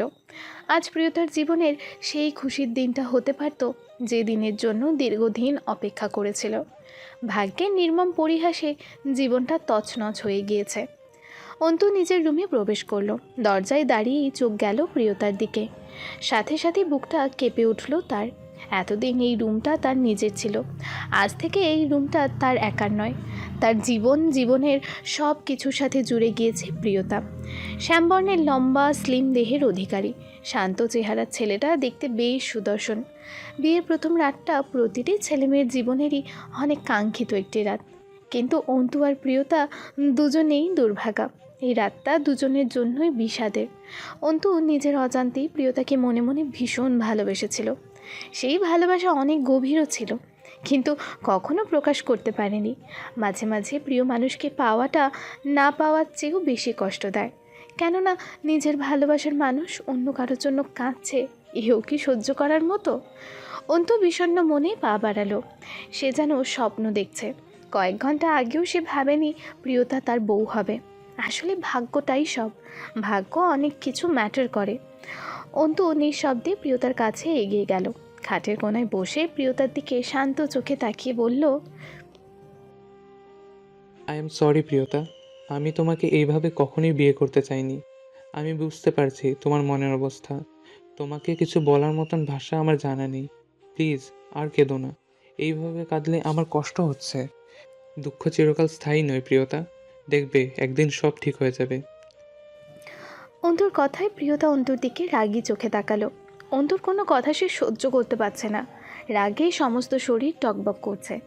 দাঁতের দাঁত চেপে অন্তুর গালে জোরে থাপ্পড় মারল। অন্তুর শার্টের কলার 2 হাতে টেনে ধরে উত্তেজিত হয়ে বলল, কি ঠিক হবে? হ্যাঁ, কি ঠিক হবে? কে বলেছিল আমাকে বিয়ে করতে? কেন বিয়ে করলেন আমাকে? শ্রাবণ যদি ফিরে আসে আমি কি উত্তর দেব? কি বলবো আমি শ্রাবণকে? কেন বিয়ে করলেন আমাকে? আমি কিছুতেই মেনে নিতে পারছি না শ্রাবণ এসব করেছে। আমার ভালোবাসা মিথ্যা হতে পারে না। আপনি কোনো চক্রান্ত করেননি তো? আমার শ্রাবণের কোনো ক্ষতি করে আমাকে বিয়ে করেননি তো? অন্তু 2 ঠোঁট চেপে ধরে নিজেকে সামলিয়ে বলল, শ্রাবণ ফিরে এলে আমি নিজে তোমাকে শ্রাবণের হাতে তুলে দিব, বিলিভ মি। আমাকে শ্রাবণের হাতে তুলে দিয়ে নিজে আরও হিরো সাজতে চান? আমার মানসিক এই বাজে পরিস্থিতিতে অমানুষের মতো আমাকে বিয়ে করলেন কেন? আমি প্রান্তিক ভাইয়ের কথা ফেলতে পারিনি। কোনো দিন আপনাকে আমি ক্ষমা করব না, কোনো দিনও না। ভুলেও আমাকে আপনার বউ ভাববেন না। আমি কি করেছি প্রিয়তা? তুমি কেন আমায় ভুল বুঝছো? তাহলে কাকে ভুল বুঝবো, কাকে বিশ্বাস করব? কে ভালো আর কে খারাপ কিভাবে বুঝবো? সময় তোমাকে আপনজন চেনাবে প্রিয়তা। বলেই অন্তু প্রিয়তার দুই হাত থেকে নিজের কলার ছাড়িয়ে নিল। মুখ ভারী করে উঠে গেল। সারাদিন ভীষণ ক্লান্ত সে। আলমারি খুলে ট্রাউজার আর গেঞ্জি বের করে শাওয়ারে গেল। প্রিয়তা বিছানায় বসে কাঁদছে। শ্রাবণের হাসি, কথা বলা, কেয়ার করা সব দু চোখে ভেসে উঠছে। মস্তিষ্ক স্থির থাকছে না প্রিয়তার। দুই কানে হাত চাপ দিয়ে ধরে কাঁদছে। মাঝে মাঝে মানুষের জীবনে এমন কিছু ঘটে যায় যা মানুষের কল্পনারও বাইরে থাকে। মানুষ যা ভাবে না তাই ঘটে যায়। অন্তু ওয়ালে হাত বাঁধিয়ে শাওয়ার ছেড়ে দাঁড়িয়ে আছে। প্রিয়তার থাপ্পড়ের শব্দ মিনিটে মিনিটে প্রতিধ্বনি হয়ে তার কানে বেজে উঠছে। এমন সময় কিছু একটা শব্দ হলো। শব্দটা কর্ণকুহরে যেতেই অন্তু ওয়াশরুমের দরজা খুলল তড়িৎ গতিতে। দরজা খুলেই দেখল প্রিয়তা খাটের ওপর চেয়ার নিয়ে ফ্যানের সাথে শাড়ির আঁচল পেঁচিয়ে গলায় দড়ি দেওয়ার চেষ্টা করছে। অন্তু রুমে আসতেই প্রিয়তা চেয়ার ফেলে দিল পায়ের নিচ থেকে। দৃশ্যটা অন্তুর চোখে যেতেই এক ছুটে গিয়ে প্রিয়তার দুই পা জড়িয়ে ধরে প্রিয়তাকে উঁচু করে ধরল। প্রিয়তাকে ধরা গলা থেকে শাড়ি খুলে কোলে করে নিচে নামিয়ে উত্তেজিত হয়ে বলল, পাগল হয়ে গেছো তুমি? এটা কি করছিলে? আমাকে কি সারা জীবনের জন্য অপরাধী বানাতে চাও? এক্ষুনি তো খারাপ কিছু একটা হতে পারতো, যদি কিছু হয়ে যেত তোমার। অন্তুর চোখে মুখে প্রিয়তার কিছু হয়ে যাওয়ার ভয়ের আতঙ্ক স্পষ্ট বোঝা যাচ্ছে। এতটা উত্তেজিত হয়ে কথা বলছে যেন অন্তুর নিজেরই প্রাণ বেরিয়ে যাচ্ছে। প্রিয়তা কেঁদে কেঁদে বলল, কেন বাঁচালেন আমাকে? কতবার বাঁচাবেন? যতক্ষণ আমি জীবিত আছি ততক্ষণ তোমাকে কিছু হতে দিচ্ছি না আমি প্রান্তিক ভাইকে কথা দিয়েছি, তোমাকে অক্ষত রাখবো, ভালো রাখবো। একটা জীবিত মানুষকে না হয় বাঁচিয়ে রাখা যায়, কিন্তু একটা মৃত মানুষকে কিভাবে বাঁচাবেন আপনি? আপনার কি মনে হয় না আমি মরে গেছি অন্তু ভাইয়া? এত কিছুর পরেও আমার মন আত্মা কিভাবে জীবিত থাকবে? এই মুহূর্তে তোমাকে বোঝানোর মতন কোনো ক্ষমতাই আমার নেই। প্লিজ এই শাড়ি চেঞ্জ করো প্রিয়তা। এই কলঙ্কিত শাড়ি তোমাকে আর পরতে হবে না। যে শাড়ি তোমার গলার ফাঁসি হতে পারে সেই শাড়ি তোমাকে পরতে হবে না। চলো শাওয়ার নিবে, মাথা ঠান্ডা হবে। প্রিয়তা নিশ্চুপ দাঁড়িয়ে আছে। অন্তু প্রিয়তার হাত ধরে টেনে ওয়াশরুমে নিয়ে গেল। শাওয়ারের নিচে প্রিয়তাকে দাঁড় করিয়ে দিল। শাওয়ারের পানি আর প্রিয়তার চোখের পানি মিলে মিশে একাকার হয়ে যাচ্ছে। অন্তু নিজের পোশাক নিয়ে ওয়াশরুম থেকে বের হয়ে চেঞ্জ করে নিল। প্রিয়তাকে একটা 3 পিস দিয়ে বলল, এটা পরে নাও। প্রিয়তা 3 পিসটা পরে বাইরে বেরিয়ে এলো। অন্তু একটা মেডিসিন প্রিয়তার হাতে দিয়ে বলল, অনেক চোখের পানি ফেলেছো, এটা মাথা ব্যথার ওষুধ, খেয়ে নাও। শ্রাবণ যদিও ফিরে আসে, তুমি বেঁচে না থাকলে ওর কাছে যাবে কিভাবে? প্রিয়তা অন্তুর হাত থেকে ওষুধটা খেয়ে নিল। ওষুধটা খাওয়ার কিছুক্ষণের মাঝেই ঘুমিয়ে পড়ল। অন্তু সারা রাত প্রিয়তার মুখের দিকে তাকিয়ে চেয়ে রইল। 1 মিনিটও ঘুমালো না। যদি সে ঘুমালে প্রিয়তা উঠে একটা অ্যাক্সিডেন্ট ঘটায়, তাহলে কি হবে? এসব ভেবে ভেবে রাত কাটিয়ে দিল। পরের দিন সকাল 7টায় প্রিয়তার ঘুম ভাঙল। ঘুম ভাঙতেই বুকের মাঝে বাড়ি মেরে উঠল। অসহনীয় ব্যথায় চিনচিন করে উঠল বুক। রাতে সেই তীব্র ব্যথা আবার শুরু হলো। হঠাৎ খেয়াল করলো বারান্দায় আগুনের লালচে আলো দেখা যাচ্ছে। প্রিয়তা বিছানা ছেড়ে নেমে বারান্দায় গিয়ে দেখলো তার বেনারসি আগুনে পুড়ছে। কাল রাতে এই বেনারসি সে বারান্দায় শুকাতে রেখেছিল। এই বেনারসিটা শ্রাবণ তাকে কিনে দিয়ে বলেছিল, হে লাল টুকটুকে বেনারসিতে আমি আমার বধূ রূপে তোমায় দেখব প্রিয়তা। সেই শুভক্ষণ আর বেশি দূরে নয়। অন্তু পায়ের ওপর পা তুলে চেয়ার নিয়ে বসে আছে। তার সামনেই পুড়ে যাচ্ছে প্রিয়তার বেনারসি। প্রিয়তার ঘুম থেকে উঠে শাড়ি পরতে দেখেই ভয় পেল। আগুন বলে চিৎকার দিয়ে উঠল। প্রিয়তার চিৎকার দেখে অন্তু দ্রুত চেয়ার থেকে উঠে সে প্রিয়তার সামনে দাঁড়ালো। খুব উত্তেজিত কণ্ঠে বলল, কি হয়েছে কি প্রিয়তা? প্রিয়তা হঠাৎ ঘুম থেকে উঠে এত বেশি ভয় পেয়ে গিয়েছে অন্তুকে জড়িয়ে ধরে বলল, আগুন লেগেছে, আগুন। এক নাগারে কয়েকবার আগুন আগুন করে চিৎকার দিল। অন্তু প্রিয়তার হৃদস্পন্দন শুনতে পাচ্ছে। ভয়ে হাতুড়ির বাড়ি দিচ্ছে বুকের ভেতর। অন্তু প্রিয়তার মাথায় হাত বুলিয়ে দিতে দিতে বলল, আগুন লাগেনি, আমি আগুন লাগিয়েছি, ভয় পেও না। আমি আগুন লাগিয়েছি কথাটা প্রিয়তার কর্ণকুহরে প্রবেশ করতেই প্রিয়তার হুঁশ ফিরে এলো। সে দ্রুত অন্তুর বুক থেকে মাথা তুলল। খানিকটা দূরে সরে দাঁড়িয়ে একবার অন্তু আর একবার জ্বলন্ত শাড়ির দিকে তাকাচ্ছে। প্রিয়তা দ্রুত শাড়িটির কাছে যায়, নিজের হাত দিয়ে আগুন নেভানোর চেষ্টা করতে করতে বলল, আপনি আমার ভালোবাসার চিহ্ন জ্বালিয়ে দিচ্ছেন। এটা আমার শ্রাবণের দেওয়া শাড়ি। আপনি আগুনে পোড়াচ্ছেন কেন? তার মানে সব কিছুর পেছনে আপনার হাত আছে। আপনি কালপ্রিট। আপনি শ্রাবণের বন্ধু সেজে থেকে শ্রাবণের কিছু করেছেন। অন্তু জোর করে প্রিয়তাকে আগুনের কাছ থেকে সরিয়ে আনলো। প্রিয়তা জোরাজোরির চেষ্টা করলো, কিন্তু অন্তুর সাথে পারল না। যতই হোক, পুরুষের শক্তির সাথে পেরে ওঠা কি নারীর সাধ্যতে আছে? অন্তু প্রিয়তার দুই হাত শক্ত করে মুষ্টিবদ্ধ করে ধরে বলল, তুমি কি পাগল হয়ে গেছো? শ্রাবণ শ্রাবণ আর শ্রাবণ। শালা তো নিজে গায়েব হয়েছে, সাথে সাথে তোমার মাথাটাকেও খেয়ে গেছে। আমি কেন শ্রাবণের সাথে কিছু করতে যাব? শ্রাবণ নিজেই পৃথিবীর সবচেয়ে বড় বেইমানি করে নিখোঁজ হয়েছে। তুমি কি একবারও শ্রাবণের দোষ দেখছো না? শ্রাবণের এত বড় অন্যায়ের পরেও তুমি ওর দোষটা সম্পূর্ণরূপে আমার ঘাড়ে চাপিয়ে যাচ্ছ। এখানে আমার অন্যায়টা কোথায়? আপনার অন্যায় নেই। তাহলে এ শাড়ি পোড়াচ্ছেন কেন? এই শাড়ি পরবা না তুমি। কাল রাতে এই শাড়ি দিয়ে যে অঘটন ঘটাচ্ছিলে, তারপরেও এই শাড়ি আমি কিভাবে ঘরে রাখবো? তোমার আম্মুকে কাল রাতের ঘটনা জানিয়েছিলাম। সবটা শুনে উনিই বলেছেন, কেউ গলায় ফাঁসি দিলে সেই শাড়ি আর ঘরে রাখতে নেই, আগুনে পোড়াতে হয়। আমি তোমার জন্য করছি সব, যা করছি তোমার ভালোর জন্যই। Please try to understand. অন্তুর কথা শুনে প্রিয়তা শান্ত হলো। সে অকারণেই অন্তুকে ভুল বুঝলো। ভালো মন্দ সব চিন্তা ভাবনার বাইরে চলে গিয়েছে প্রিয়তার। সে আবারও কেঁদে দিল। চোখ দিয়ে নোনা জল গড়িয়ে পড়ছে। কাঁদতে কাঁদতে বিছানায় গিয়ে উপুর হয়ে শুয়ে পড়ল। প্রতিটা সেকেন্ড যেন কয়েক যুগের সমান যাচ্ছে তার। মনে হচ্ছে তার জীবনের এই খারাপ সময়টা আজীবন থেকে যাবে। এই বাজে সময়টা আর ফুরাবে না। এভাবেই অনন্তকাল জ্বলতে থাকবে তার হৃদয়। মানসিক অশান্তিতে পুড়ে যাবে সারা দেহ।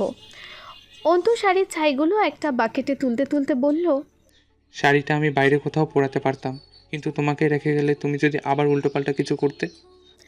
বলেই অন্তু দীর্ঘশ্বাস ছাড়ল। খালি গায়ে প্রান্তিক উপর হয়ে শুয়ে আছে। সে সবসময় উপর হয়েই শুয়ে থাকে। সারা রাত ঘুমায়নি সে। বাড়ির কেউই সারা রাত ঘুমায়নি। সকালে সবাই চোখ বুজেছে, কিন্তু রজনীর চোখে ঘুম নেই। ভালোবাসার মানুষের বেইমানি প্রতিটা মানুষেরই ঘুম কেড়ে নেয়, দেয় শুধু মানসিক তীব্র যন্ত্রণা। রজনীর কানে একটা কথা বেজে চলেছে, সব সময় প্রান্তিকের অন্য কোনো ভালোবাসার মানুষ আছে, যার জন্য সে রজনীর ভাইয়ের গায়ে হাত তুলেছে। নিজের কয়েকটা পোশাক ব্যাগে ভরে বাড়ি ছেড়ে চলে যাবার সিদ্ধান্ত নিল রজনী। নিঃশব্দে গিয়ে ঘরের দরজা খোলার চেষ্টা করছে, কিন্তু কোনোভাবেই দরজা খুলছে না। দরজা অনেক টানাটানির পরেও খুলছে না। এমনিতেই রজনী ভয়ে ভয়ে দরজা খোলার চেষ্টা করছিল, কারণ প্রান্তিক দেখলে তাকে আর যেতে দেবে না। রজনী কয়েকবার দরজা খোলা ট্রাই করে না পেরে পেছনে তাকালো, যে প্রান্তিক জেগে গেল কিনা। পেছনে তাকাতেই হাত থেকে ব্যাগ পড়ে গেল ভয়ে। প্রান্তিক তার দিকে কপালের চামড়ায় ভাঁজ ফেলে তাকিয়ে আছে। তার মানে কি প্রান্তিক ঘুমায়নি? রজনীর কৌতূহলী মুখ দেখে প্রান্তিক ভ্রুকুচকে বলল, দরজা খুলে বাইরে যেতে চাইলে দরজা ভেঙে যেতে হবে। অত বল তো তোমার গায়ে নেই, যদি থাকে ভেঙে ফেলো, সমস্যা নেই। রজনী বোকার মতো তাকিয়ে রইল প্রান্তিকের কথা শুনে। রজনীকে ভ্যাবা চাকা খেয়ে দাঁড়িয়ে থাকতে দেখে প্রান্তিক বলল, দরজা লক করা, চাবি আমার বালিশের নিচে। শুধু শুধু দরজা ধাক্কাধাক্কি করে কোনো লাভ নেই। এসো, চাবি নিয়ে যাও। রজনী এবার আরও বেশি শিওর হলো প্রান্তিকের চিন্তাভাবনার আশেপাশেও রজনীর চিন্তাভাবনা নেই। প্রান্তিকের মস্তিষ্ক অতি তীক্ষ্ণ, যা বাকি দেওয়া সম্ভব নয়। রজনী এবার বেশ খানিকটা শক্ত হয়ে বলল, আমায় আটকে রাখতে চান আপনি? কি জন্য? আমার শরীরের জন্যে? মন তো অন্য কাউকে দিয়েছেন, তাহলে কেন আমায় আটকে রাখবেন? আমার শরীর ভোগ করার জন্যে? প্রান্তিক শোয়া থেকে উঠে দাঁড়ালো, থমথমে মুদে রজনীর দিকে এগিয়ে এলো। রজনী দরজায় পিঠ ঠেকিয়ে দাঁড়ালো। প্রান্তিক রজনীর কাছাকাছি এগিয়ে এসে রজনীকে দুই হাতের মাঝে রেখে দুই হাত ওয়ালে রাখলো। ওষ্ঠ এগিয়ে রজনীর ডান গালে চুমু দিয়ে বলল, অনলি কিস ছাড়া তোমার বিনা অনুমতিতে কিছু করেছি বলো? কোনোদিন করেছি? জোর করেছি কোনোদিন? তাহলে আমায় আটকে কেন রেখেছেন আপনি এখানে? কি চান আপনি আমার কাছে? আমার মতো সহজ সরল মেয়েকে কেন শাস্তি দিচ্ছেন আপনি? তোমার কাছে কি চাই জানতে চাও রজনীগন্ধা? হ্যাঁ চাই। তোমার সুবাস চাই, তোমার সুবাস ছাড়া আমার দম বন্ধ হয়ে আসে। আমার শুধু তুমি চাই, তোমার অভাব আমার। আর এই যে বলছো না তোমাকে আটকে রেখেছি আমি তোমার মন আটকেছি, শুধু এমনভাবে আটকেছি আর কোনোদিন এই প্রান্তিক চৌধুরীকে ছাড়া তুমি বাঁচতেই পারবে না। আমার ভালোবাসা ভুলে যাওয়ার মতো ক্ষমতা তোমার নেই রজনীগন্ধা। আমাকে চান? আর কত মিথ্যে বলবেন আপনি? আর নিতে পারছি না আমি। আপনার দোহাই লাগে, যেতে দিন আমায়। যাকে ভালোবাসুন তাকে নিয়ে আসুন। কাকে ভালোবাসি দেখতে চাও তুমি? হ্যাঁ, চাই। চোখ বন্ধ করো, আজ তোমাকে দেখাবো প্রান্তিক চৌধুরীর ভালোবাসার মানুষকে। রজনীর বুকের মাঝে বাড়ি মেরে উঠল। সে দেখতে চায় না প্রান্তিকের ভালোবাসার মানুষ। নিজের প্রিয় পুরুষের পাশে অন্য নারীকে সে সহ্য করতে পারবে না। প্রান্তিক রজনীর চোখ বন্ধ করে দিয়ে রজনীর পেছনে দাঁড়ালো। রজনীর চোখের উপর এক হাত রেখে আর এক হাতে কোমর জড়িয়ে ধরে সামনের দিকে পা বাড়ালো। কয়েক পা যাওয়ার পর রজনীর চোখ ছেড়ে দিল। এবার 2 হাত দিয়ে রজনীকে পেছন থেকে জড়িয়ে ধরে কাঁধে থুতনি রেখে বলল, এই দেখো সেই নারী, যে নারীকে তোমার স্বামী ভালোবেসে উন্মাদ হয়ে গেছে। এই নারীর জন্য নিজের আপন বড় শালাকে প্রচণ্ড মেরেছি। তার অপরাধ ছিল সে না জেনেই নিজের বোনকে নিয়ে খারাপ কথা বলেছিল। এখন বলো রজনীগন্ধা, তোমার স্বামী কি ভুল করেছিল? যাকে ভালোবাসে তার নামে বাজে কথা যেই বলো তাকে পুঁতে দেওয়া উচিত কিনা বলো। রজনী অবাক হয়ে প্রান্তিকের মুখের দিকে তাকালো। কি বলবে সে বুঝতে পারছে না। ছলে ছলে চোখে বলল, আমার ভাই আমাকে খারাপ কথা বলেছিল। প্রান্তিক রজনীকে শক্তভাবে জড়িয়ে ধরে বলল, এই জন্যই বলতে চাইছিলাম না, কিন্তু তোমার পাগলামি আমাকে বলতে বাধ্য করলো। রজনী কাঁদতে কাঁদতে বলল, আমি আবার আপনাকে ভুল বুঝলাম। আপনি আমাকে এত ভালোবাসেন, তাও আমি ভুল বুঝলাম আপনাকে। এর শাস্তি চাই আমি। আমার শাস্তি দিন আপনি, প্লিজ। শাস্তি তো দিবই, তবে আদরের। আমাকে ছেড়ে যাওয়ার সাহস দেখে আমি অবাক হলাম। যদি আমি কখনো মরে যাই সেদিনই তোমার মুক্তি, তার আগে নয়। ব্যালকনিতে দাঁড়িয়ে ডান হাতের তর্জনী কপালে ঘষতে ঘষতে সিগারেট টানছে প্রান্তিক। চোখ দুটো স্থির হয়ে আছে রজনীর দিকে। নাক দিয়ে গলগল করে সিগারেটের ধোঁয়া ছাড়ছে আর রজনীর দিকে তাকিয়ে আছে। রজনী শুভ্র রাঙা শাড়ি পরছে রুমের ভেতর, কিন্তু একা একা শাড়ির কুচি ঠিক করতে পারছে না। এতদিন যতবারই শাড়ি পরেছে প্রিয়তা শাড়ির কুচি ঠিক করে দিয়েছে, কিন্তু আজ প্রিয়তা নেই, শাড়ির কুচিও ঠিক করতে পারছে না সে। প্রান্তিক সিগারেট ফেলে দিয়ে হাত দিয়ে ধোঁয়া সরালো সামনে থেকে। 3/4 পকেট থেকে একটা চকলেট মুখে পুরে রুমের ভেতরে প্রবেশ করলো। রুমে প্রবেশ করে রজনীর সামনে বসে পড়ল হাঁটু গেড়ে। নিচ থেকেই শাড়ির কুচিগুলো ধরতে ধরতে বলল,